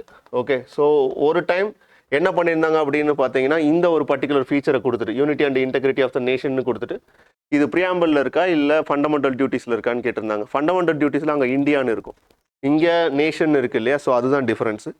So answer அப்போ D பொறுத்தளவுக்கு இன்னொரு constitution assembly 26th November 1949. So இந்த டேட்டில் தான் நம்ம என்ன பண்ணுறோம், கான்ஸ்டியூஷன் அடாப்ட் பண்ணுறோம். இந்த கொஸ்டின் தான் போன தடவை என்னவா ரிஃப்ளெக்ட் ஆயிருந்துச்சுன்னா கான்ஸ்டியூஷனல் டேவாக ரிஃப்ளெக்ட் ஆயிருந்துச்சு. ஸோ அப்போ ப்ரியாம்பிள்லேருந்து கண்டிப்பாக ஏதாச்சும் ஒரு வருஷம் ஒரு கொஸ்டின் கேட்டுக்கிட்டு இருக்காங்க. இந்த ஃபீச்சர்ஸை நீங்கள் ஓரளவுக்கு தட் இஸ் இதில் இருக்கக்கூடிய பேசிக் ஃபீச்சர்ஸ் தான். இதை தாண்டி ரொம்ப பெருசாக போய் உள்ள ஒர்க் அவுட் பண்ண வேண்டியதில்லை. இது வரைக்கும் கேட்ட கேள்வியில் பேசிக் ஃபீச்சர்ஸை வச்சு கொஸ்டின்ஸ் கேட்டிருக்காங்க. ரெண்டாவது அமெண்ட்மெண்ட்டை வச்சு கேட்டிருக்காங்க. Whether it is justiciable or not, அதுதான் கேட்டிருக்காங்க. அப்போ அந்த பேசிஸில் இதை ஓரளவுக்கு நீங்கள் டீட்டெயில்டாக பார்த்துட்டீங்க அப்படின்னாலே பேசிக் ஃபீச்சர்ஸை ஒன்றால் ஆன்சர் பண்ணிட முடியும். ஸோ அப்போ இதை பொறுத்தளவுக்கு ஆன்சர் அப்படின்னு பார்த்தீங்கன்னா சாவரின், ஸோ 2 இடத்துல இருக்குது. பீப்புள் இங்கே இருக்குது, அப்போ இது கிடையாது. So citizen, nation, 26th November. So answer D. So basic ஃபீச்சர்ஸில் தயவு செஞ்சு இதை ஒன்று மனப்பாடம் பண்ணிட்டு போயிருங்க. ஏன்னா மினிமம் லெவலில் ஒரு கொஸ்டின் இங்கேருந்து எக்ஸ்பெக்ட் பண்ணலாம் நீங்கள். ஸோ இது with respect to basic feature of the ப்ரியாம்பிளை செக் பண்ணியாச்சு. அடுத்து, which of the following statement best reflect the objective of sovereign, democratic and republic? So sovereign, democratic and republic அப்படிங்கிறது sovereign means இறையாண்மை, அதாவது no one can intervene in the affairs of the decision of the Indian state. Okay, இந்தியன்கிற ஒரு ஸ்டேட்டில் எந்த ஒரு external பாடி என்ன பண்ண முடியாதுன்னா ஒரு எக்ஸ்டர்னல் இன்ஃப்ளூயன்ஸ் பண்ண முடியாது. ஸோ பிரிட்டிஷ் டைம் பீரியடில் இருந்த மாதிரி, தட் இஸ் இந்தியா சுதந்திரம் அடைவதற்கு முன்னாடி இருந்த மாதிரி இல்லை, இப்போது தன்னிச்சையாக செயல்பட முடியும் அப்படிங்கிறதுக்கான மீனிங் எங்கேருந்து வருது அப்படின்னு பார்த்தீங்கன்னா சாவரின்ல இருந்தால். டெமோக்ராட்டிக் அப்படிங்கிறது nothing but it is an elected government. So republic அப்படிங்கிறது நான் ஆல்ரெடி சொன்ன மாதிரி head of the state. So head of the state என்னவா இருக்க முடியும் அப்படின்னு பார்த்தீங்கன்னா த்ரூ பை எலெக்டடாக தான் இருக்கணும். அது through by method direct or indirect doesn't mean, but ஒரு எலெக்டட் சிட்டிசன் தான் இருக்க முடியும், தட் இஸ் ரிபப்ளிக்காக சொல்ல முடியும். அப்போ ஃபர்ஸ்ட் ஸ்டேட்மெண்ட் பாருங்கள், government has the supreme right to make decision with cabinet. So கேபினெட்டுக்கு இங்கேக்கும் பவர் எதுவும் எக்ஸசைஸ் பண்ணுறதுக்கான அப்ஜெக்டிவ் கிடையாது. இது ஒரு பெஸ்ட் ஸ்டேட்மெண்ட்டாக ரெஃப்ளெக்ட் பண்ண முடியுமான்னு கேட்டால் இந்த 3 கேரக்டரையும் no it is not. Second பாருங்கள், people have supreme right, okay fine, to make decision with elected government as well as elected head of the state. So supreme people have supreme right அப்படிங்கிறது அப்படி சொல்ல முடியுமான்னு கேட்டால் no it is not possible. Okay, so third statement பாருங்க, people have supreme right to make decision by ensuring இங்கே இந்த ஸ்டேட்மெண்ட்டுக்கு தான் தப்பு வரும். ஓகே, ஸோ இந்த இடத்துல ஸ்டேபிள் கவர்மெண்ட் தான் இங்கே இருக்கக்கூடிய லாஜிக். ஸோ இந்த ஸ்டேபிள் கவர்மெண்ட்டை நீங்கள் எடுத்துட்டீங்க அப்படின்னா C statement wrong. Okay, so C statement wrong, B தான் இதுக்கான மோஸ்ட் அப்ரோப்ரியேட் ஆன்சராக இருக்க முடியும். ஏன்னா people have supreme right. So இந்த சுப்ரீம் ரைட் எதை சொல்லுது அப்படின்னு பார்த்தீங்கன்னா சாவரினிட்டியை சொல்லுது. That is B the people of India solemnly resolve to ourselves India want to be a sovereign social secular democratic republic ன்னு சொல்கிறோம் இல்லையா. ஸோ இந்த supreme right it given to the people தான். Okay, to make decision with elected government. So இந்த elected government எதை mean பண்ணுது அப்படின்னு பார்த்தீங்கன்னா டெமோக்ராட்டிக் கேரக்டரை மீன் பண்ணுது. Okay, then elected head of the state அப்படின்னு எதை மீன் பண்ணுது அப்படின்னு பார்த்தீங்கன்னா இந்த ரிபப்ளிக் கேரக்டரை மீன் பண்ணுது. ஸோ இப்போ இந்த 3 ஸ்டேட்மெண்ட்டும் எதோட, தட் இஸ் இந்த 3 கீவேர்டும் எதோட கனெக்ட் ஆகுது மோஸ்ட் அப்ரோப்ரியேட் அப்படின்னு பார்த்தீங்கன்னா சாவரின் டெமோக்ராட்டிக் ரிபப்ளிக் அப்படிங்கிறது ஸ்டேட்மெண்ட் பியோட தான். சியை பொறுத்தளவுக்கு ஏன் எலிமினேட் பண்ணுறது அப்படின்னு பார்த்தீங்கன்னா ஸ்டேபிள் கவர்மெண்ட் தான். So stable government one of the ஃபீச்சரான்னு கேட்டால் with respect to sovereign democratic and ரிபப்ளிக்கில் நோ இட் இஸ் நாட். ஏன்னா நம்ம ஆல்ரெடி செக் பண்ணதான் இந்த ஸ்டேபிள் கவர்மெண்ட் இல்லை அப்படிங்கிறது. ஸோ சி வர்றதுக்கான சான்சஸ் கிடையாது. ஸோ ஆன்சரை பொறுத்தளவுக்கு பி தான் most appropriate answer. Okay, so next போயிடலாம். In the context of the basic philosophy of Indian Constitution, which of the following are the function of it? So basic philosophy of Indian Constitution, which of the following are the functions ன்னு கேட்காங்க. எதெல்லாம் function? பேசிக் philosophy அப்படிங்கிறது ப்ரியாம்பிளில் இருக்கக்கூடிய விஷயங்களை emphasize பண்ணுறது, ensure பண்ணுறதுக்கான features என்னென்ன இருக்குது அப்படின்னு பார்த்தீங்கன்னா it enable the government to create condition for just society, that is to ensure justice. So ஜஸ்டிஸை என்ஷூர் பண்ணுறதுக்கான ஒரு சொசைட்டியை கிரியேட் பண்ணுறது தான் அப்படின்னா இட் எனேபிள் தி கவர்மெண்ட்டோட ஃபங்க்ஷன் அதுவா அப்படின்னு கேட்டிங்கன்னா எஸ் இட் இஸ். ஸோ இதெல்லாம் conceptual based question. So it enable the government, so government to create and condition for a just society, that is to ensure justice இருக்கான்னு கேட்டால் yes it is. It specify who has the power to make decision in a society அப்படியான்னு கேட்டால் yes. ஏன்னா அங்கே என்ன சொல்கிறோம் அப்படின்னு பார்த்தீங்கன்னா sovereign secular democratic and republic form of government. So democratic அப்படிங்கிறது இங்கே நம்ம எம்ஃபசைஸ் பண்ணுறது ரெப்ரஸன்டேட்டிவ் டெமோக்ரஸி தான். ஸோ ரெப்ரஸன்டேட்டிவ் டெமோக்ரஸியோட கேரக்டர் என்னன்னு பார்த்தீங்கன்னா it shares the power to the persons who are elected through by means of people. So அவங்க decide பண்ணுறதா. So it specifies the power to make decision in a society. Second statement கரெக்டான்னு கேட்டால் yes it is. Then it set some limits on the powers of the government. Yes, absolute rights யாருக்கு இருக்கான்னு கேட்டால் no, not at all. So ஏன்னா அதை தான் எது emphasise பண்ணுது அப்படின்னு பார்த்தீங்கன்னா ப்ரியாம்பிள் எம்ஃபசைஸ் பண்ணுது ஃபண்டமெண்டல் ரைட்ஸும் it ensures and freedom of individual, that is பீப்புளுக்கான ஃப்ரீடம் அங்கே எம்ஃபசைஸ் பண்ணப்படுது. ஸோ இங்கே வரும்போது இதையும் ஜஸ்டிஃபை பண்ண முடியுமான்னு கேட்டால் இந்த ஸ்டேட்மெண்ட்டையும் ஜஸ்டிஃபை பண்ண முடியுமான்னு கேட்டால் எஸ் இட் இஸ். ஸோ அப்போ 3 ஸ்டேட்மெண்ட்டுமே கரெக்டு தான். So how many of the above statement is are correct அப்படின்னு வரும்போது 3 ஸ்டேட்மெண்ட்டுமே கரெக்ட் தான், ஆல் 3 தான். ஓகே, இதெல்லாம் பேசிக் கான்செப்சுவல் பேஸ்டு கொஸ்டின் தான். பேசிக் அண்டர்ஸ்டாண்டிங் இருந்தாலும் இந்த மாதிரி கொஸ்டின்ஸை சால்வ் பண்ணிடலாம். Next question. Consider the following articles in the Indian Constitution. Article 19, 25, 29 and 44. How many of the above articles are related to the ideal fraternity in preamble? So fraternity in sense சகோதரத்துவம். Okay, so அந்த பிரதர்ஹுட்டை emphasize பண்ணக்கூடிய articles எது அப்படிங்கிறத இம்ப்ளிசிட்டாக மீன் பண்ண try பண்ணியிருக்காங்க. Okay, so அப்போ article 19. So article 19 பொறுத்தளவுக்கு freedom of speech and expression, right to move free. So இது எல்லாமே எதோட எக்ஸ்பிளிசிட்டான ஒரு கேரக்டராக இருக்குது அப்படின்னு பார்த்தீங்கன்னா that is not restriction on putting restriction on any individual based on the religion, race, caste, sex or place of birth. So எந்த விதமான ரெஸ்ட்ரிக்ஷனும் based on the grounds of religion, race, caste, sex or place of birth இதை வச்சு இல்லை. So இம்ப்ளிசிட்டாக இந்த article 19 எதை மீன் பண்ணுதுன்னு சொல்லலாம் அப்படின்னு பார்த்தீங்கன்னா with respect to fraternity ensure பண்ணுதுன்னு சொல்லலாம். அடுத்து ஆர்டிகல் 25. ஸோ ஆர்டிகல் 25 நம்ம ஆல்ரெடி தெரிஞ்சுக்கோ freedom of religion. So freedom of ரிலீஜியனை பொறுத்தளவுக்கு அதோட அப்ஜெக்டிவே ஒன்று to ensure secularism, second thing is to ensure an brotherhood feeling, that is fraternity ensure பண்ணுறது தான். ஸோ அப்போ அதுவும் அதுக்கான ஒரு அப்ஜெக்டிவை ஃபுல்ஃபில் பண்ணுறதா தான் இருக்கும். Article 29. So cultural and education rights are right for the minorities. So right to minorities அப்படின்னு வரும்போது இங்கேயும் ஒரு பிரதர்ஹுட் ஃபீலிங்கை எம்ஃபசைஸ் பண்ணுறது தான் இதோட அப்ஜெக்டிவாக இருக்கும். So answer is 29. அதுவும் கரெக்ட் தான். Article 44 uniform civil code. So uniform civil கோடோட அப்ஜெக்டிவும் so uniform in the terms of civil கோட்ஸில். ஓகே, ஸோ மேரேஜஸ், அவங்களோட இன்ஹெரிட்டன் ப்ராப்பர்ட்டி, இது எல்லாத்துலேயுமே என்ன தேவைப்படுது அப்படின்னு பார்த்தீங்கன்னா ஒரு யூனிஃபார்மிட்டி இருக்கணும்னு நினைக்கிறாங்க. ஸோ இது மூலமாக எதை ட்ரை பண்ணுறாங்கன்னா ஒரு பிரதர்ஹுட் ஃபீலிங்கை எம்ஃபசைஸ் பண்ண தான் ட்ரை பண்ணுறாங்க. ஸோ அப்போ அந்த 4 ஆர்டிக்கலும் one or some other way it represent the character of fraternity or it try to achieve the character of fraternity. So அப்போ இந்த 4 ஆர்டிக்கலுமே கரெக்டானு கேட்டால் yes it is. So answer for this one is the all 4. So இதெல்லாம் basic conceptual based questions. So mostly இதெல்லாம் ரைட்டாக இருக்கிற மாதிரி இருக்கும் அப்படின்னு போய் அப்ரோச் பண்ணுங்க. Okay, next question. The ideal secularism in India ensure which among the following? So strategy of distancing, strategy of non-interference, strategy of interference. Okay, so secularism அப்படிங்கிறது it's nothing but a state should not intervene in the affairs of the religion and vice versa. So ஸ்டேட்டும் எந்த ஒரு விஷயத்துலையும் that is religious அஃபேர்ஸில் intervene ஆகக்கூடாது. அதே மாதிரி ரிலீஜியனும் எந்த ஒரு விஷயத்துலையும் ஸ்டேட்டோட மேட்டர்ஸில் இன்டர்வீன் ஆகக்கூடாது. இதுதான் first 2 statement complement to each other தான். ஸோ ஒன்று strategy of distancing and strategy of non interference அப்படிங்கிறது ஒன்ஸ் யுவர் டிஸ்டன்சிங்னாலே there is and less chance of intervention. So அப்போ first 2 statement that is complement to each other. இது யூஸ்வலாக செக்குலரிசத்துக்கான ப்ராப்பர்ட்டியான்னு கேட்டால் yes it is. But இதோட எங்கே define ஆகுது அப்படின்னு பார்த்தீங்கன்னா வெஸ்டர்ன் செக்குலரிசம் முடிஞ்சு போயிடும். பட் இங்கே நம்ம கேட்டுக்கக்கூடிய விஷயம் ideal secularism in India. So Indian secularism is somewhat different than the western secularism. So எங்கே மாறுபடுது அப்படின்னு பார்த்தீங்கன்னா Indian secularism there is and strategy of intervention. So strategy of intervention அப்படின்னு வரும்போது எந்த மாதிரி இடத்துல அப்படின்னு பார்த்தீங்கன்னா there are some religious reforms or some social religious reforms were done in the past. Okay, so அது இப்போயும் கண்டினியூ ஆகுதான்னு கேட்டால் yes it is. So we R intervene in the affairs of religious things. எப்போ அப்படின்னு பார்த்தீங்கன்னா when there is an violation of any fundamental rights.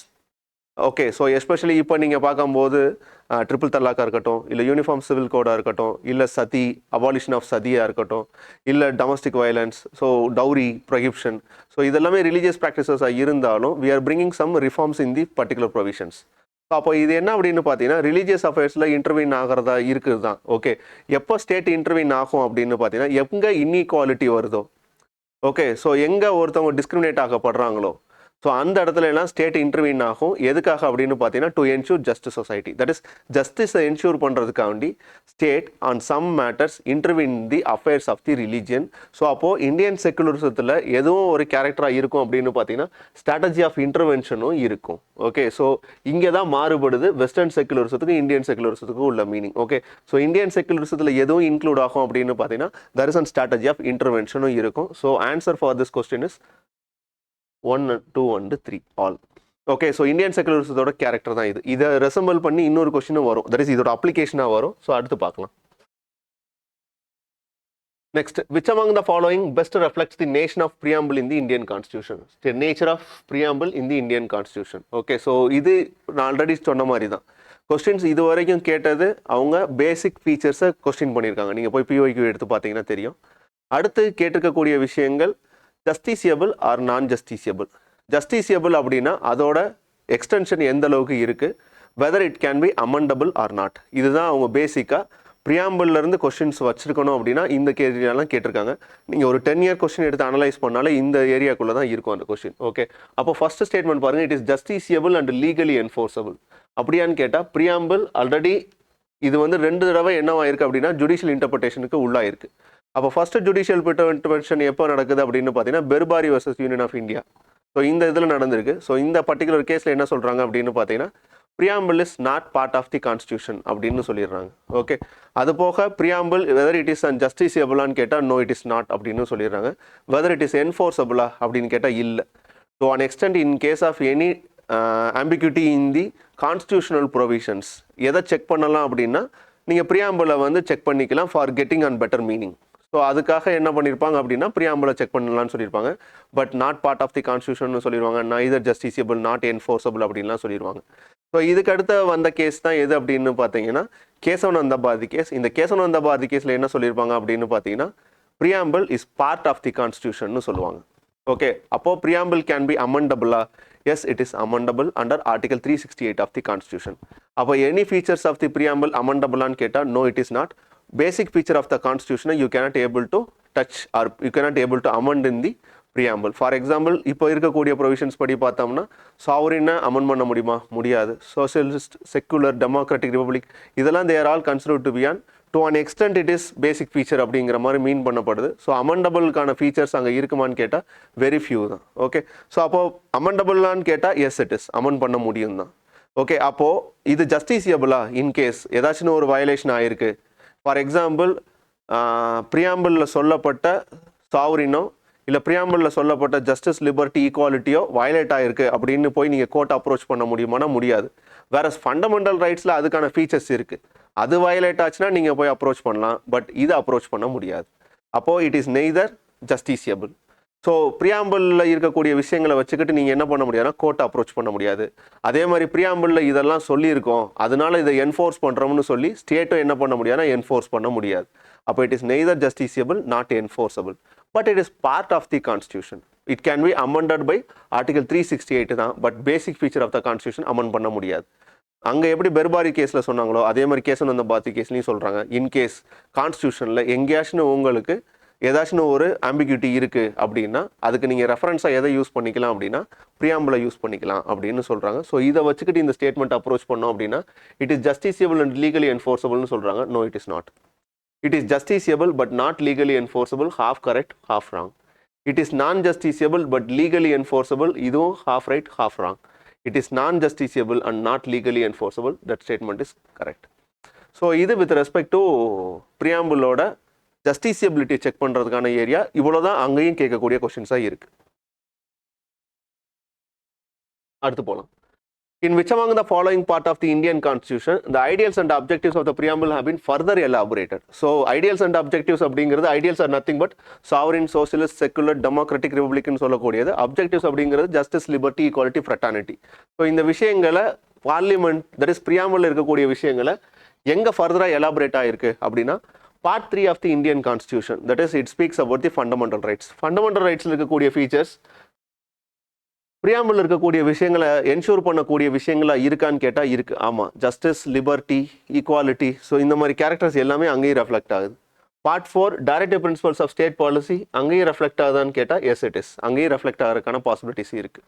Okay, then part 4A of the Indian constitution fundamental duties.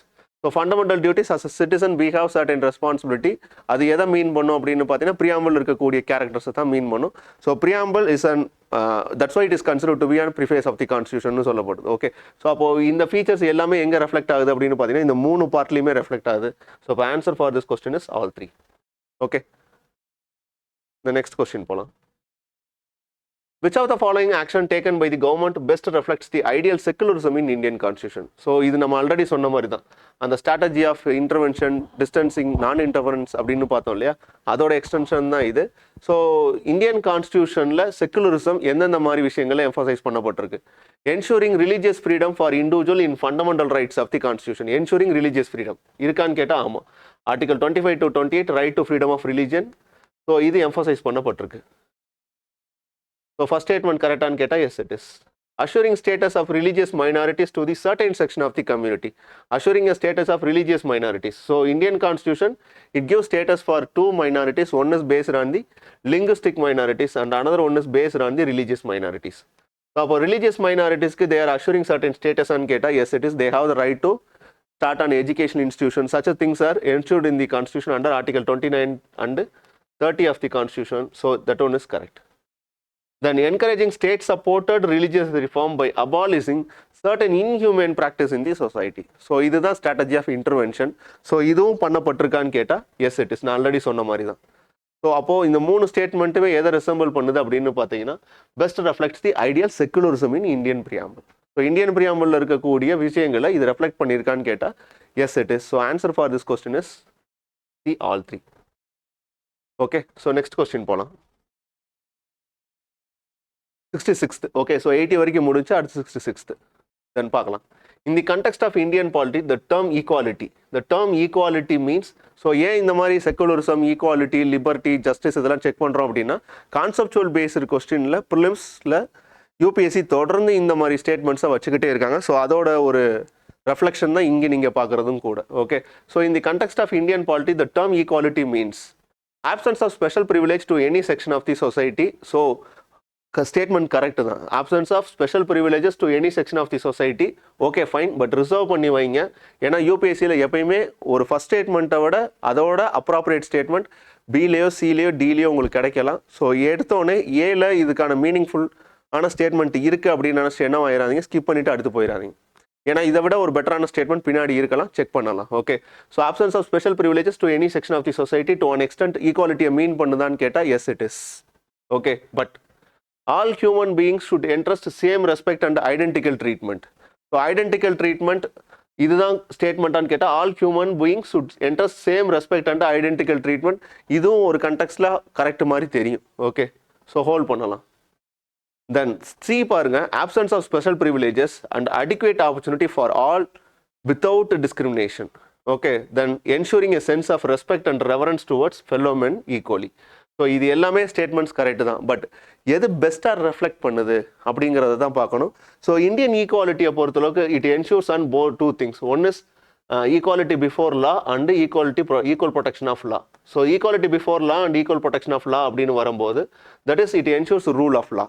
That is it means absence of any special privileges to any one. Okay fine. Okay, so இது ஒரு correct தான். அப்போது இந்த second இதை பாருங்க, equal protection of law. So இந்த equal protection of லாவை பொறுத்தளவுக்கு it is nothing but you have to give an adequate opportunity for the fellow citizens.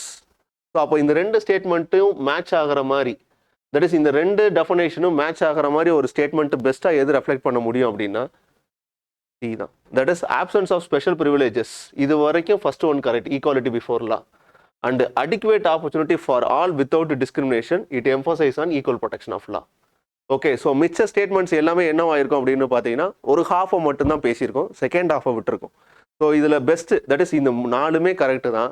ஆனால் இதில் மோஸ்ட் அப்ராப்ரியேட்டாக எது இருக்க முடியும் அப்படின்னா சி தான் இருக்க முடியும். ஏன்னா இந்தியன் ஈக்குவாலிட்டியை பொறுத்தளவுக்கு it is not only emphasise on rule of law but it also emphasise on equal protection of law.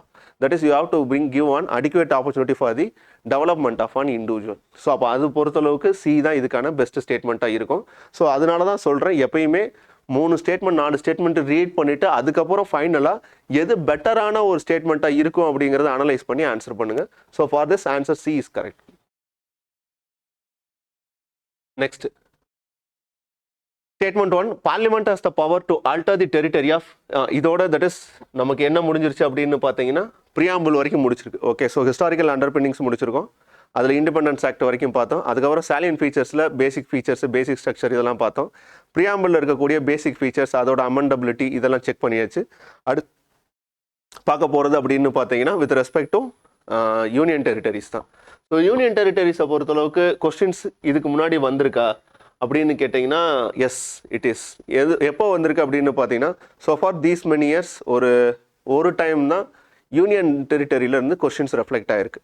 But இந்த டைம் கேட்கறதுக்கான பாசிபிலிட்டிஸ் இருக்குது. ஏன்னா இந்த தடவை பாரத் அப்படிங்கிற ஒரு வேர்டை ஃப்ரீக்வெண்ட்டாக யூஸ் பண்ணப்பட்டிருக்கு. தட் இஸ் கான்ஸ்டியூஷனில் சொல்லி இருக்கக்கூடிய விஷயங்கள் தான். That is article 1 it says India that is Bharat shall be union of states. அப்போது ஒருவேளை அது ஒரு ரெஃப்ளெக்ஷனாக என்ன கேட்கலாம் அப்படின்னு பார்த்தீங்கன்னா யூனியன் அண்ட் டெரிட்டரிஸில் இருக்கக்கூடிய ஏரியாஸ்லேருந்து கேட்கலாம். அப்போ யூனியன் அண்ட் டெரிட்டரிஸில் இருக்கக்கூடிய ஏரியாஸில் கேட்கக்கூடிய கொஸ்டின்ஸ் அப்படின்னு பார்த்தீங்கன்னா மோஸ்ட்லி எங்கேருந்து இருக்கலாம் அப்படின்னு பார்த்தீங்கன்னா பேசிக் ஃபீச்சர்ஸை ஃபஸ்ட்டு கொஸ்டின் செக் பண்ணிங்க. ஸோ யூனியன் ஆஃப் ஸ்டேட்ஸ் அப்படின்னா எதை மீன் பண்ணுறாங்க, டெரிட்டரி ஆஃப் இந்தியானா எதை மீன் பண்ணுறாங்க, establishment of new states or alteration of new states அப்படின்னா அது எங்கே செக் பண்ணுறது, தென் ஆல்ட்ரேஷன் ஆர் எஸ்டாப்ளிஷ்மெண்ட்டுக்கு என்ன அமெண்ட்மெண்ட் தேவைப்படுது. ஓகே, ஸோ இது வரைக்கும் ஸ்டேட் ரீஆர்கனைசேஷன் நடந்திருக்கு அப்படின்னா அதோட க்ரானாலஜி எப்படி நடந்திருக்கு. ஓகே, ஸோ ஸ்டேட் ரீஆர்கனைசேஷன் கமிஷனை வச்சு கொஸ்டின்ஸ் வந்திருக்கா அப்படின்னா கேட்டால் இல்லை. ஓகே, இது வரைக்கும் கேட்ட கேள்வி அப்படின்னு பார்த்தீங்கன்னா so for these many years ஒரே ஒரு க்ரானாலஜிக்கல் ஆர்டர் மட்டும் கேட்டிருக்காங்க. ஸ்டேட் ரீஆர்கனைசேஷன் நடந்தப்போ ஸ்டேட் எப்படி ஆர்கனைஸ் பண்ணப்பட்டிருக்கு, தட் இஸ் ரீஆர்கனைஸ் பண்ணப்பட்டிருக்கு வேரியஸ் டைம் பீரியடில் அப்படின்னு தான் கேட்டிருக்காங்க. ஸோ ஆனால் இருந்தாலும் இந்த கொஸ்டின்ஸை கேட்கறதுக்கான பாசிபிலிட்டிஸ் இந்த வருஷம் கேட்கலாமா அப்படின்னா கேட்கறதுக்கான பாசிபிலிட்டிஸ் ஏன் அப்படின்னா இந்த ஒரு காரணம் தான். ஓகே, ஸோ அப்போ கொஸ்டின்ஸ் பார்க்கலாம், ஓரளவுக்கு உங்களுக்கு ஒரு ஐடியா கிடைக்கும். Consider the following statement. Statement 1. Parliament has the power to alter the territory of any state or union territory without the concurrence of it.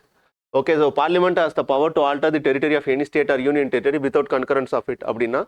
So, it question on the procedure of bifurcation or alteration of any state. So, ஒரு state இருக்குது அப்படின்னா அந்த ஸ்டேட்டை ரெண்டாக பிரிக்கிறாங்க அப்படின்னா அதுக்கான procedure என்ன? ஃபார் எக்ஸாம்பிள் ரீசெண்டாக பண்ணது அப்படின்னு பார்த்தீங்கன்னா ஆந்திரா தெலுங்கானா ரெண்டு என்ன பண்ணாங்க அப்படின்னா பைஃபியூரிகேட் பண்ணாங்க. ஸோ அப்போ அந்த டைம் அப்போ ப்ரொசீஜர் என்னவா இருந்திருக்கும் அப்படின்னு பார்த்தீங்கன்னா இது ஆர்டிகல் 3ல் that is alteration of any state அப்படிங்கிற ஒரு கண்டிஷனில் வருது. அப்போ இப்படி ஆல்டர் பண்ணும்போது இதுக்கான ப்ரொசீஜர் என்ன, கான்ஸ்டியூஷனல் ப்ரொசீஜர் என்ன அப்படின்னு பார்த்தீங்கன்னா ஃபர்ஸ்ட்டு ஒரு ரீஆர்கனைசேஷன் பண்ணுறீங்கன்னா அந்த reorganisation act with first consultation of president இல்லாமல் பண்ணக்கூடாது. ஸோ பிரசிடென்ட் என்ன பண்ணுவார் அப்படின்னு பார்த்தீங்கன்னா he sent that particular proposal to the state legislature or state government. So state கவர்மெண்ட்டுக்கு சென்ட் பண்ணிவிட்டு he ask for an opinion. So இந்த ஒப்பீனியன் இந்த டைம் லிமிட்டுக்குள்ளே தான் கொடுக்கணுமா அப்படின்னு கேட்டால் no it is not. So அப்படி கொடுக்கணுங்கிற அவசியம் கிடையாது. ஸோ அவர் டிசைட் பண்ணுறது தான். ஸோ கொடுக்கக்கூடிய opinion binding to the president கேட்டால் அப்படியும் கிடையாது. ஸோ அது கிடையாது. பிரசிடென்ட் அது பைண்டிங்காக எடுத்துக்கணும். இல்லை நாங்கள் ஒத்துக்கிற மாட்டோம் அப்படின்னு சொன்னால் அதை ஏற்றுக்குருவாங்களான்னு கேட்டால் இல்லை. ஸோ பைண்டிங் கிடையாது, ஜஸ்ட் மியர் கன்சல்டேஷன் தான். கேட்டதுக்கப்புறம் பிரசிடென்ட் என்ன பண்ணுவார் அப்படின்னா he put on the bill to the parliament. So பார்லிமெண்ட்டில் இதுக்கான ப்ரொசீஜர் ஃபார் அமெண்ட்மெண்ட் என்னன்னு பார்த்தீங்கன்னா it comes under the article 368 கேட்டால் no it is not. Article 368 இது வராது. It can be amended only through by ordinary legislature தான். So ordinary process தான் by means of simple majority is more than enough. That is அன்னைக்கு ஹவுஸில் தி தென் members கிடையாது. அன்னைக்கு total members இப்போ ஹவுஸில் தட் இஸ் 50% ப்ரெசன்ட் அண்ட் ஓட்டிங்கில் வாங்கியிருக்கணும். அவ்வளோதான். சிம்பிள் மெஜாரிட்டி தான் இதுக்கான ரெக்குயர்மெண்ட். ஸோ அப்போது ஃபஸ்ட் ஸ்டேட்மெண்ட்டை பொறுத்தவரைக்கும் parliament has the power to alter the territory of any state or union territory without concurrence of it அப்படிங்கிற ஸ்டேட்மெண்ட் கரெக்டானு கேட்டால் yes it is. Okay.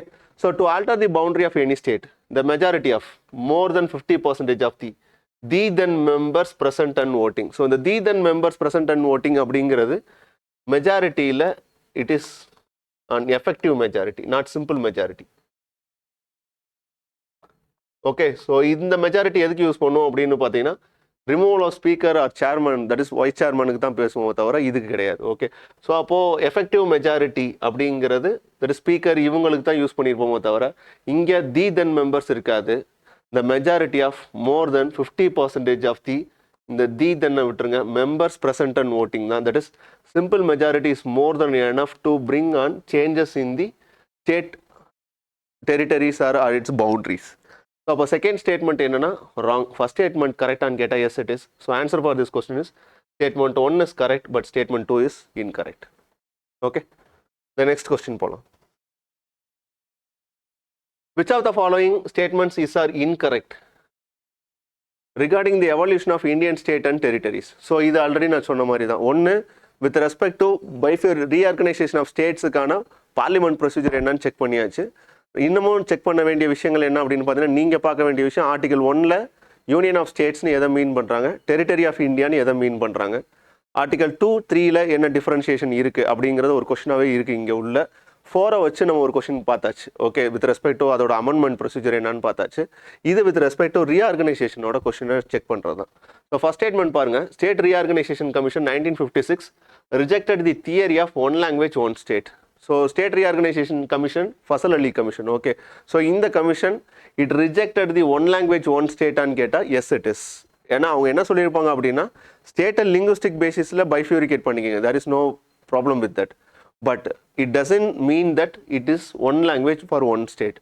So ஒரு மொழி பேசுகிறவங்க ஒரு ஸ்டேட்டு தானா அப்படின்னு கேட்டால் இல்லை. ஸோ அதுக்கு they are not allowed.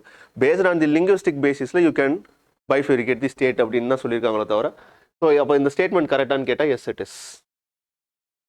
Then Maharashtra, Nagaland, Himachal Pradesh, Manipur is the correct chronological order of the formation of the following state as the full state of Indian union. So இதுதான் இதுக்கு முன்னாடி ஒரு தடவை கேட்டிருக்காங்க ஒரு யூபிஎஸ்சி கொஸ்டினில் இந்த ஃபார்மேட்டில் தான் ஒன்று கேட்டிருந்தாங்க. ஸோ இதில் இந்த இதை வச்சுக்கிட்டு மட்டும் கேட்டிருந்தாங்க, ஏபிசிடி ஆப்ஷனில் வச்சு கேட்டிருந்தாங்க. நம்ம இதை என்ன பண்ணியிருக்கோம், ஒரு 4 ஸ்டேட்மெண்ட்டாக கொஸ்டின் செட் பண்ணியிருக்கோம். ஸோ மகாராஷ்டிரா, நாகாலாந்து, ஹிமாச்சல் பிரதேஷ், மணிப்பூர் தான் chronological ஆர்டரில் கரெக்டாக இருக்கான்னு கேட்டால் எஸ். மகாராஷ்டிரா 1960 ஃபார்ம் ஆயிருக்கும், நாகாலாந்து 1963 ஃபார்ம் ஆயிருக்கும், ஹிமாச்சல் 1970 ஃபார்ம் ஆயிருக்கும், மணிப்பூர் 1972 ஃபார்ம் ஆயிருக்கும். ஸோ இந்த க்ரனாலஜி கொஞ்சம் பார்த்து வச்சுக்கோங்க. Because they ask and question in the early times. So ஒரு டைம் பீரியடில் இந்த கொஸ்டின் மாதிரி கேட்டிருக்காங்க. ஸோ அதனால இதை பார்த்து வச்சுக்கோங்க. Andhra was established as the first state based on the recommendation of the State Reorganization Act 1956. So இது ஒரு கொஸ்டின். ஸோ ஆந்திரா தான் ஃபஸ்ட்டு எஸ்டாப்ளிஷ்டு அப்படின்னு கேட்டால் no, it is not, it is Kerala. Okay, so Andhra already ஒரு ஸ்டேட்டாக ஃபார்ம் ஆயிடுச்சு. Okay, ஏன்னா பொட்டு ஸ்ரீமல்லு அவர் இறந்ததுக்கப்புறம் அடுத்து எடுத்தோடனே ஃபார்ம் பண்ணது தட் இஸ் ஆந்திரா தான் பைஃபியூரிகேட் பண்ணியிருப்பாங்க from Madras province. So first statement that is third statement is incorrect. Okay, fourth statement என்னொன்னுக்கு செக் பண்ணிக்க. Both Dhar commission and JVP committee rejected the reorganisation of state on the basis of linguistic factor. அப்படியான்னு கேட்டால் yes it is. Both Dhar commission plus JVP committee ரெண்டு பேருமே என்ன reject பண்ணியிருப்பாங்க அப்படின்னு பார்த்தீங்கன்னா லிங்குஸ்டிக் ஃபேக்டரில் ஸ்டேட் ரீஆர்கனைசேஷன் வேணுமான்னு கேட்டால் நோ. ஏன்னா ஃபஸ்ட்டு தார் கமிஷன் ஃபார்ம் பண்ணியிருப்பாங்க, அதுக்கப்புறம் ஜேவிபி கமிட்டி, அதுக்கப்புறம் தான் ஸ்டேட் ரீஆர்கனைசேஷன் கமிஷன். ஸோ இதை பேஸ் பண்ணி பார்க்கும்போது இதில் ஆன்சர் சி தான் இன்கரெக்ட். தட் இஸ் ஆந்திரா கிடையாது, that is Kerala. So next question போலாம். With reference to the integration of princely states with Union of India, consider the following states: Hyderabad, Kashmir, Junagadh, Trivandrum. Which of the following state were integrated through army or police action? So army or police actionல integrate பண்ண state எது அப்படிங்கிறது தான் question. So இதுக்கான answer அப்படின்னு பார்த்தீங்கன்னா Kashmir instrument of அக்சஷன் தான். Okay, Junagadh plebiscite மூலமாக பண்ணது, ஸோ அதுவும் பாசிபிள் இல்லை. Travancore instrument of accession na, so aduvum kedaiyadu. So Hyderabad is the only state where integrated through by means of army or police action. So appo answer for this question is only one. Okay, so 69th question idhu. Next, under Article 3 of the Indian Constitution, Parliament may by law. So note pannunga Article 3 of the Indian Constitution. Okay, so Article 3 of the Indian Constitution la parliament may by law எதை form பண்ணலாம் அப்படின்னா form and new state by separation of territory from any state. So ஒரு ஸ்டேட்டில் இருந்து ரெண்டு ஸ்டேட்டாக பைஃபியூரிகேட் பண்ண முடியுமா article 3 படி? எஸ் இட் இஸ் பண்ணலாம். Diminish the area of any state. So ஒரு ஸ்டேட்டில் இருந்து நீங்கள் இன்னொரு ஸ்டேட்டை பைஃபியூரிகேட் பண்ணாலே ஒரு ஸ்டேட்டோட ஏரியா என்ன ஆகும்? டிமினிஷ் ஆகத்தான் செய்யும். ஸோ ஆட்டோமேட்டிக்காக இதுவும் கரெக்டு தான். Then alter the boundary of any state பண்ண முடியுமான்னு கேட்டால் எஸ் இட் இஸ் பண்ணலாம். Okay, then admission or establishment of new states. So இதுதான் question. So admission or establishment of new states எது மூலமாக தான் பண்ண முடியும்னா பை மீன்ஸ் ஆஃப் ஆர்டிகல் 2 மூலமாக தான் பண்ண முடியுமோ தவிர. So establishment of new states இதுதான் ஒரு ஸ்டேட்டை பைஃபியூரிகேட் பண்ணுறதோ, இல்லை ஒரு ஸ்டேட்டை டிமினிஷ் பண்ணுறதோ, இல்லை அந்த ஏரியாவோட பவுண்ட்ரியை ரெடியூஸ் பண்ணுறதோ. ஸோ இது எல்லாமே எது மூலமாக பண்ணிக்கலாம்னா ஆர்டிகல் 3 மூலமாக பண்ணிக்கலாம். பட் ஆர்டிகல் 2 மூலியமாக தான் எதை பண்ண முடியும் அப்படின்னா admission or establishment of new ஸ்டேட்ஸை பண்ண முடியும். Okay, so that is you are introducing a new state. Okay, so இந்த கொஸ்டின் ஏன் கேட்கறதுக்கான பாசிபிலிட்டிஸ் இருக்குன்னா ஆர்டிகல் 370, ஸோ ஜம்மு அண்ட் காஷ்மீரோட அந்த ஜட்ஜ்மெண்ட் தட் இஸ் அதோட இதை ஸ்பெஷல் ஸ்டேட்டஸை நியூட்ரலைஸ் பண்ணதை கான்ஸ்டியூஷனலி வேலிட் அப்படின்னு சொல்லி ஜட்ஜ்மெண்ட் கொடுத்துருக்காங்க. ஸோ அப்போ அதில் நடந்த டெவலப்மெண்ட்டை வச்சு பார்க்கும்போது இந்த ஏரியாவிலேருந்து கொஸ்டின்ஸ் கேட்கலாம். ஸோ இதுக்கான ஆன்சர் அப்படின்னு பார்த்தீங்கன்னா ஒன்லி 3. அடுத்த கொஸ்டின் போகலாம்.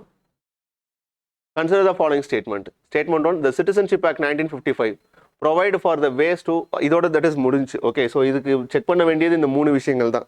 ஓகே, ஒன்று கான்ஸ்டியூஷனில் இருக்கக்கூடிய பேசிக் ஃபீச்சர்ஸ் என்ன, செகண்டு க்ரொனாலஜிக்கல் ஆர்டரில் ஸ்டேட் எப்படி ரீஆர்கனைஸ் ஆகிருக்கு, தென் பார்லிமெண்ட்டோட பவர் என்ன with respect to state reorganisation. So இந்த ஏரியாஸில் இவ்வளோ தான் கொஸ்டின்ஸ் ஃப்ரேம் பண்ணியிருக்காங்க, இவ்வளோ தான் கொஸ்டின்ஸோட டிமாண்டாகவும் இருக்கும். ஸோ இவ்வளோ பார்த்துட்டு போனீங்கன்னா போதும். அடுத்து ஆர்டிகல் 3ங்கிறது தட் இஸ் அடுத்து சிட்டிசன்ஷிப். ஸோ சிட்டிசன்ஷிப்லேயும் கொஷின்ஸ் இது வரைக்கும் ஃப்ரீக்வெண்ட்டாக இருந்திருக்கா அப்படின்னா இல்லை. ஸோஃபார் இந்த ஒரு 10 இயர்ஸில் ஒரே வருஷம் தான் கேட்டிருக்காங்க, தட் இஸ் 2021. ஓகே, ஸோ அதுவும் எதை வச்சு கேட்டிருக்காங்க அப்படின்னு பார்த்தீங்கன்னா டெர்மினேஷனை வச்சு ஒரு கொஷின் கேட்டிருக்காங்க. ஓகே, ஸோ அப்போது இதோட இம்பேக்ட் என்ன அப்படின்னு பார்த்தீங்கன்னா சிட்டிசன்ஷிப் ஆக்ட் 2019. ஸோ அதை ஒன்று ரீசனாக சொல்லலாம். பட் மினிமம் லெவலில் கான்ஸ்டியூஷனில் சிட்டிசன்ஷிப்பில் பேசிக்ஸ் பார்த்துட்டு போயிடணும். ஸோ பேசிக்ஸ் என்ன அப்படின்னு பார்த்தீங்கன்னா what is the eligibility for getting and citizenship under Citizenship Act 1955. So by birth, by descent, by registration, by naturalization, by incorporation of territory. So அதே மாதிரி டெர்மினேஷனுக்கு என்ன இதுன்னு பார்த்தீங்கன்னா by means of renunciation, by means of termination, by means of deprivation. So இது தெரிஞ்சிருக்கணும். Then who are all the citizen during at the time of independence. So இது article 5ல் பேசுது. 6 யாராச்சும் பாகிஸ்தான்லேருந்து மைக்ரேட் ஆகி வந்திருந்தாங்கன்னா. 7 இங்கேருந்து அங்கே போயிட்டு அங்கேருந்து இங்கே வந்தாங்கன்னா. 8 person of Indian origin. 9 with respect to amendment. So what is the procedure for bringing on amendment in the with respect to citizenship? அதில் பார்லிமெண்ட்டோட கெப்பாசிட்டி என்ன? ஸோ இது மட்டும் பார்த்துக்கிட்டிங்கன்னா போதும். ஸோ இதுதான் ஃபஸ்ட்டு பார்க்க வேண்டிய விஷயம். Then citizenship act 1955 provide for the ways to acquisition as well as termination of citizenship. Yes. So Citizenship Act 1955, it speaks both about the accusation of citizenship as well as termination of citizenship. Accusation already நான் சொல்லிட்டேன், by means of birth, by means of descent, by means of registration, by means of naturalization and by means of incorporation of territory. Then termination already சொன்னதுதான், by means of renunciation, by means of termination, by means of deprivation. So இதை பற்றி citizenship ஆக்டில் பேசியிருக்காங்களான்னு கேட்டால் yes, statement 1 is correct. The Constitution of India empower Parliament to make any provision with respect to the acquisition and termination of citizenship and all other matters relating to it. Yes, அதுதான் citizenship ஆக்டோட objective. Okay, so constitution of India யாருக்கு power கொடுக்குறாங்க அப்படின்னு பார்த்தீங்கன்னா, it give an power to the parliament to bring any changes or amendment in the citizenship act. Okay, so citizenship ஆக்டை parliament by law மூலமாக establish பண்ணுங்க. In case if you want to bring any amendment in the citizenship act, you can use an ordinary majorities enough. Okay, so simple majority மூலமாகவே இதே அமெண்ட்மெண்ட்னா enough போதும்னு இருக்காங்க. So ஆன்சரை பொறுத்தளவுக்கு B is an explanation of ஏவான்னு கேட்டால் yes it is. So answer for this question is both statement 1 and 2 are correct and statement 2 is the correct explanation of statement 1. So இது with respect to 71st question oda answer. Then 72nd, with reference to the Citizenship Act 2019, consider the following statement. The provision of citizen for illegal migrants under the act will not apply to tribal areas of Assam, Meghalaya, Mizoram or Tripura. So நமக்கு already தெரியும் citizenship act 2019 அப்படிங்கிற ஒரு act கொண்டு வந்தாங்க. So இதில் ஒரு 3 கண்ட்ரீஸில் இருந்து, ஓகே, பாகிஸ்தான், பங்களாதேஷ் அண்ட் ஆப்கானிஸ்தான், இங்கேருந்து வரக்கூடிய ஒரு 6 ரிலீஜியஸ் மைனாரிட்டிஸ் அவங்களோட கண்ட்ரீஸில். Okay, so 6 religious minorities, those who are consider to be illegally மைக்ரண்ட்னாலும், ஓகே, இல்லீகலி மைக்ரேட்டட் அப்படின்னா எந்த விதமான ஒரு ஆத்தென்டிகேட்டான டேட்டாவோ இல்லை எந்த விதமான ப்ராசஸும் இல்லாமல் வந்திருந்தாலும் அவங்க they are comes under the treated to be and citizen of India தான். எதுக்குள்ளே வந்திருக்கணும் அப்படின்னு பார்த்தீங்கன்னா, டிசம்பர் 31, 2014 வந்திருந்தாங்கன்னா அவங்கள நம்ம என்னவா எடுத்துக்கிறோம் அப்படின்னா சிட்டிசன்ஷிப்பாக கன்சிடர் பண்ணுறோம். அப்படி வர்றவங்க எந்த ஸ்டேட்டில் எங்கே இருந்தாலும் they are consider to B citizen அப்படின்னு கேட்டால் இல்லை, அங்கே சர்டன் ரெஸ்ட்ரிக்ஷன் இம்போஸ் பண்ணுறாங்க. அதில் ஒன் ஆஃப் த ரெஸ்ட்ரிக்ஷன் எதுன்னு பார்த்தீங்கன்னா இதுதான், அசாம், மேகாலயா, மிசோரம் அண்ட் திரிபுரா. ஸோ இந்த ஸ்டேட்டில் நீங்கள் ஒரு வேளை இல்லீகல் மைக்ரண்ட்டாக வந்திருந்தா ஸோ உங்களுக்கு சிட்டிசன்ஷிப் ஸ்டேட்டஸ் கொடுப்பாங்களான்னு கேட்டால் நோ, இட் இஸ் நாட். தென் அதே மாதிரி இன்னர் லைன் பெர்மிட்டுக்குள்ளே இருக்கக்கூடிய ஆம்பிட்குள்ளே இருந்தாலும் அவங்களுக்கும் அந்த சிட்டிசன்ஷிப் கிடையாது. ஸோ ரெண்டுமே கரெக்டு தான், ஸ்டேட்மெண்ட்டை பொறுத்தவரைக்கும் ரெண்டும் கரெக்டு தான். பட் ஒரு இல்லீகல் மைக்ரண்ட் எங்கே சிட்டிசன்ஷிப் வாங்க முடியாது அப்படின்னா இந்த பர்டிகுலர் ஏரியாஸ்லேயோ இல்லை ஸ்டேட்ஸ்லேயோ அவங்க ரெசைடாக இருந்திருந்தாங்கன்னா அவங்களுக்கு சிட்டிசன்ஷிப் ஸ்டேட்டஸ் கொடுத்துருப்பாங்களான்னு கேட்டால் no, it is not. Okay, so யூஸ்வலாக 11 இயர்ஸ் இருந்தால் தான் citizenship by means of registration தான், பை மீன்ஸ் ஆஃப் நேச்சுரலைசேஷன் தான் இவங்களுக்கு சிட்டிசன்ஷிப் கிடைக்கும். By birth, by descent, by registration, இந்த 3 ப்ராசஸ்லையும் நீங்கள் சிட்டிசன்ஷிப்புங்கிறது one or some other way you have to connect with India. Okay, so either உங்களோட பேரண்ட்டோ இல்லை ஆன்சஸ்டர்ஸோ யாரோ ஒருத்தவங்க என்னவா இருப்பாங்கன்னா கனெக்ட் வித் இந்தியாவாக இருந்திருக்க முடியும். நேச்சுரலைசேஷன் தான், that is by means of outsiders who want to get and citizenship. அப்போ இந்த ப்ராசஸ் எப்படி கிடைக்கும் அப்படின்னு பார்த்தீங்கன்னா பை மீன்ஸ் ஆஃப் நேச்சுரலைசேஷன் தான் இந்த ப்ராசஸில் சிட்டிசன்ஷிப் கிடைக்கும். ஓகே, ஸோ அப்போ இந்த விஷயத்தில் நேச்சுரலைசேஷன் மூலமாக தான் கிடைக்கும். பட் இதெல்லாம் எக்ஸம்ஷன். ஓகே, ஸோ இந்த எக்ஸம்ஷன்னாச்சும் அட்லீஸ்ட் தெரிஞ்சிருக்கும் நமக்கு. So answer for this question is both 1 and 2. Okay, இந்த நெக்ஸ்ட் போகலாம். Regarding the significance of citizenship, consider the following statements. It grants individual access to social and political rights. That is, what is the privilege for the citizenship? Okay, ஒரு citizenshipக்கான privilege என்ன அப்படிங்கிறதா இந்த ஸ்டேட்மெண்ட்டோட objective. So grant individual access to social and political rights. Yes, citizenship have the right to contest in election. Okay, so citizens can only get on all India civil service. So இந்த மாதிரி provisions இருக்கு இல்லையா. So political rights and civil rights or social rights or considered to be on special privilege for the citizens. So first statement correct da. It ensures equal protection under the law. So it protect an individual and keta. Yes, it is. Then promotes national unity and integrity through by fundamental duties. Okay, it ensures as a citizen you have to ensure on national unity and identity. Okay, so only for citizen நாங்க கேட்கல, significance of citizenship தான் கேட்டிருக்கேன். Okay, so ஒருவேளை article 14A வரும் அப்படின்னு நீங்கள் question பண்ணுறதா இருந்தால் ஒன்லி ஃபார் சிட்டிசன்ஷிப் ஃபண்டமெண்டல் ரைட்ஸில் எது அப்ளிகபிள்னு கேட்டால் 14 வேணால் கொஸ்டின் பண்ணலாம். பட் இது ஜென்ரலாக இருக்குது. ஸோ அப்போது ensure equal protection under the லாங்கிறது சிட்டிசன்ஷிப்புக்கு இருக்கக்கூடிய ஒன்றான்னு கேட்டால் yes, it is and privilege தான். ஓகே, ஸோ அப்போ answer for this question is all 3. Okay, இந்த நெக்ஸ்ட் போகலாம். With reference to the termination of Indian citizenship. Okay, so termination of Indian citizenship, consider the following statement. It can occur when an Indian citizen voluntarily acquires the citizenship of foreign country. Okay, so terminate ஆகுமான்னு கேட்டால் yes. So டெர்மினேஷனுக்கான மீனிங்கே இதுதான். Okay, termination அப்படிங்கிறது once ஒரு citizen, that is Indian citizen, if he get an citizenship in another country means voluntarily என்னவாயிரும் அப்படின்னு பார்த்தீங்கன்னா இமீடியட்டாக அவங்களோட citizenship of India it was terminated. Renunciation அப்படிங்கிறது வாலண்டரி அவங்க கிவ் அப் பண்ணுறது. அவங்க வெளியே சிட்டிசன்ஷிப் வாங்கியிருக்காங்க இல்லை அப்படிங்கிறதுலாம் மீனிங் கிடையாது.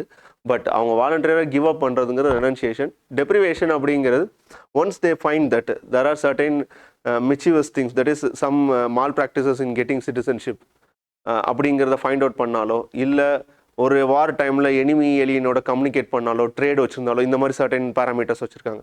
ஸோ இந்த கண்டிஷன்ஸ்லாம் நீங்கள் ஒரு வேளை வந்தீங்க அப்படின்னா உங்களோட சிட்டிசன்ஷிப்பை என்ன பண்ணுவாங்கன்னா கேன்சல் பண்ணுவாங்க through by means of deprivation.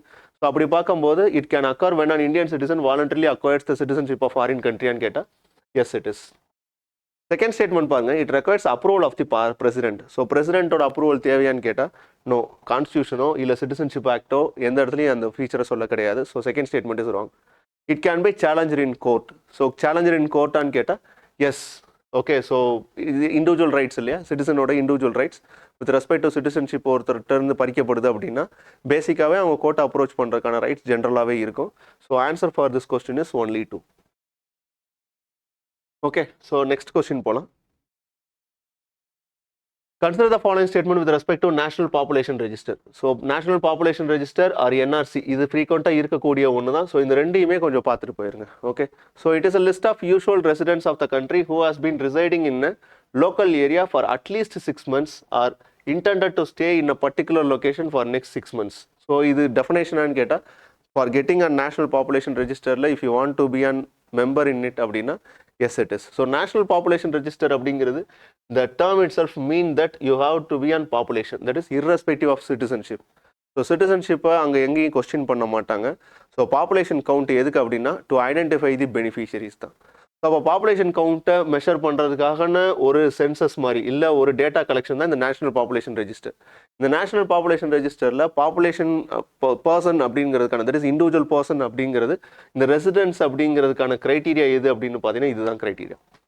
So அதோட basic criteria that is national population ரெஜிஸ்டரில் நீங்கள் இருக்கணும் அப்படின்னா ரெசிடென்ட் ஆஃப் தி கண்ட்ரியாக இருக்கணும். அப்போ அந்த ரெசிடென்ட் அப்படிங்கிறதுக்கான டெஃபினேஷன் ஆர் குவாலிஃபிகேஷன் என்ன அப்படின்னு பார்த்தீங்கன்னா அட்லீஸ்ட் 6 months அந்த ஏரியாவில் நீங்கள் லொக்கேட் ஆகிருக்கணும், இல்லை அந்த ஏரியாவில் நான் இன்னும் ஒரு 6 months இருக்கிறேன் அப்படிங்கிறது மாதிரி நீங்கள் கன்வே பண்ணணும். So it is being prepared under citizenship act 1955 கேட்டால் yes it is. So 55 act படி தான் இதையும் எம்பசைஸ் பண்ணுறாங்க. தட் இஸ் இந்த ஒரு டேட்டாவையும் கலெக்ட் பண்ணுறாங்க. நேஷனல் ரெஜிஸ்டர் ஃபார் சிட்டிசன்ஷிப் இது யாருக்கு மட்டும் அப்படின்னா only to identify the citizenship. So இது கான்ட்ரவர்சியாக இருந்தது. இப்போது இதை பற்றின ஒரு பெரிய இன்ஃபர்மேஷன்ஸோ இல்லை அஃபேர்ஸோ எதுவும் இல்லைன்னு வச்சுக்கோங்க, தட் இஸ் கரண்ட் அஃபேர்ஸோ எதுவும் இல்லை. பட் இருந்தாலும் இந்த நேஷனல் பாப்புலேஷன் ரெஜிஸ்டரும் நேஷனல் ரெஜிஸ்டர் ஃபார் சிட்டிசன்ஷிப் ரெண்டுக்கான டிஃப்ரென்சஸ் தெரிஞ்சிருக்கணும், என்னென்ன பேசிக்ஸ்ன்னு தெரிஞ்சிருக்கணும். ரெண்டோட கலெக்ஷனுக்கான டேட்டாவுக்கான ஆத்தென்டிசிட்டியுமே எடுத்துக்கிட்டது எதுலன்னு பார்த்தீங்கன்னா சிட்டிசன்ஷிப் ஆக்ட் 1955 தான். ஓகே, ஸோ பேசிக்காக சிட்டிசன்ஷிப்பில் கேட்கக்கூடிய கொஸ்டின்ஸ் அப்படின்னா with respect to constitutional questions basic features அப்படின்னு பார்த்தீங்கன்னா இதுதான். ஓகே, ஸோ ஒன்று சிட்டிசன்ஷிப் ஆக்டில் இருக்கக்கூடிய how you have to get an citizenship and how your citizenship got terminated. Okay, next thing is basic things, that is who is a citizen at the time of commencement of the constitution. Okay, how their citizenship get terminated during at the time of commencement of the constitution. So once you are getting on citizenship of other countries voluntarily ஒரு citizenship terminate ஆயிரும் அப்படிங்கிறது தான் பேசப்பட்டிருக்கு. Citizenship act 2019ல பேசிக் features பார்த்து வச்சுக்கோங்க. அதை தாண்டி இந்த national population registry, national register for citizenship, so இந்த ஏரியாவை மட்டும் கவர் பண்ணுங்கள். ஸோ இது வரைக்கும் நம்ம பார்த்துருக்க கொஸ்டின் சோஃபார் எத்தனை அப்படின்னு பார்த்தீங்கன்னா 40 கொஸ்டின்ஸ் பார்த்துருக்கோம். ஓகே, ஸோ 40 கொஸ்டின்ஸ் இது வரைக்கும் பார்த்துருக்கோம். டோட்டலாக நம்ம செட் பண்ணியிருக்கக்கூடிய கொஸ்டின்ஸ் அப்படின்னு பார்த்தீங்கன்னா 100 கொஸ்டின்ஸ் இருக்கும். இந்த 100 கொஸ்டின்ஸில் 80 questions conventional, that is subject ஓரியன்டாக இருக்கும். 20 கொஸ்டின்ஸ் கரண்ட் அஃபேர்ஸ் தான். இந்த 20 கொஸ்டின்ஸான கரண்ட் அஃபேர்ஸை கம்பைல் பண்ணி அது ஒரு தனி ஏரியாவாக டிஸ்கஸ் பண்ணுறோம். இந்த 80 கொஸ்டின்ஸில் ஃபஸ்ட்டு 1 hour, தட் இஸ் இந்த ஒரு பார்ட் எதுக்கானது அப்படின்னு பார்த்தீங்கன்னா 40 கொஸ்டின்ஸ்க்கான டிஸ்கஷன் தான். ரிமைனிங் 40 கொஸ்டின்ஸ்க்கான டிஸ்கஷன் நெக்ஸ்ட் வீடியோவில் உங்களுக்கு இருக்கும். அந்த ரிமைனிங் 40 கொஸ்டின்ஸ்க்கான ஏரியாஸ் எது அப்படின்னு பார்த்தீங்கன்னா fundamental rights, directive principles of state policy, fundamental duties. இந்த 3 விஷயம் தான். இதை பற்றின டிஸ்கஷன் இந்த கொஷின் மாதிரியே அடுத்து வரக்கூடிய விஷயங்கள் அங்கே உங்களுக்கு என்னவாக்கப்படும் அப்படின்னு பார்த்தீங்கன்னா எக்ஸ்பிளைன் பண்ணப்படும். ஸோ இதோட இந்த செஷனை நம்ம வைண்ட் அப் பண்ணிக்கலாம். ஸோ தேங்க்ஸ் ஃபார் வாட்சிங் this particular discussion. Okay, very thanks for all. Yeah.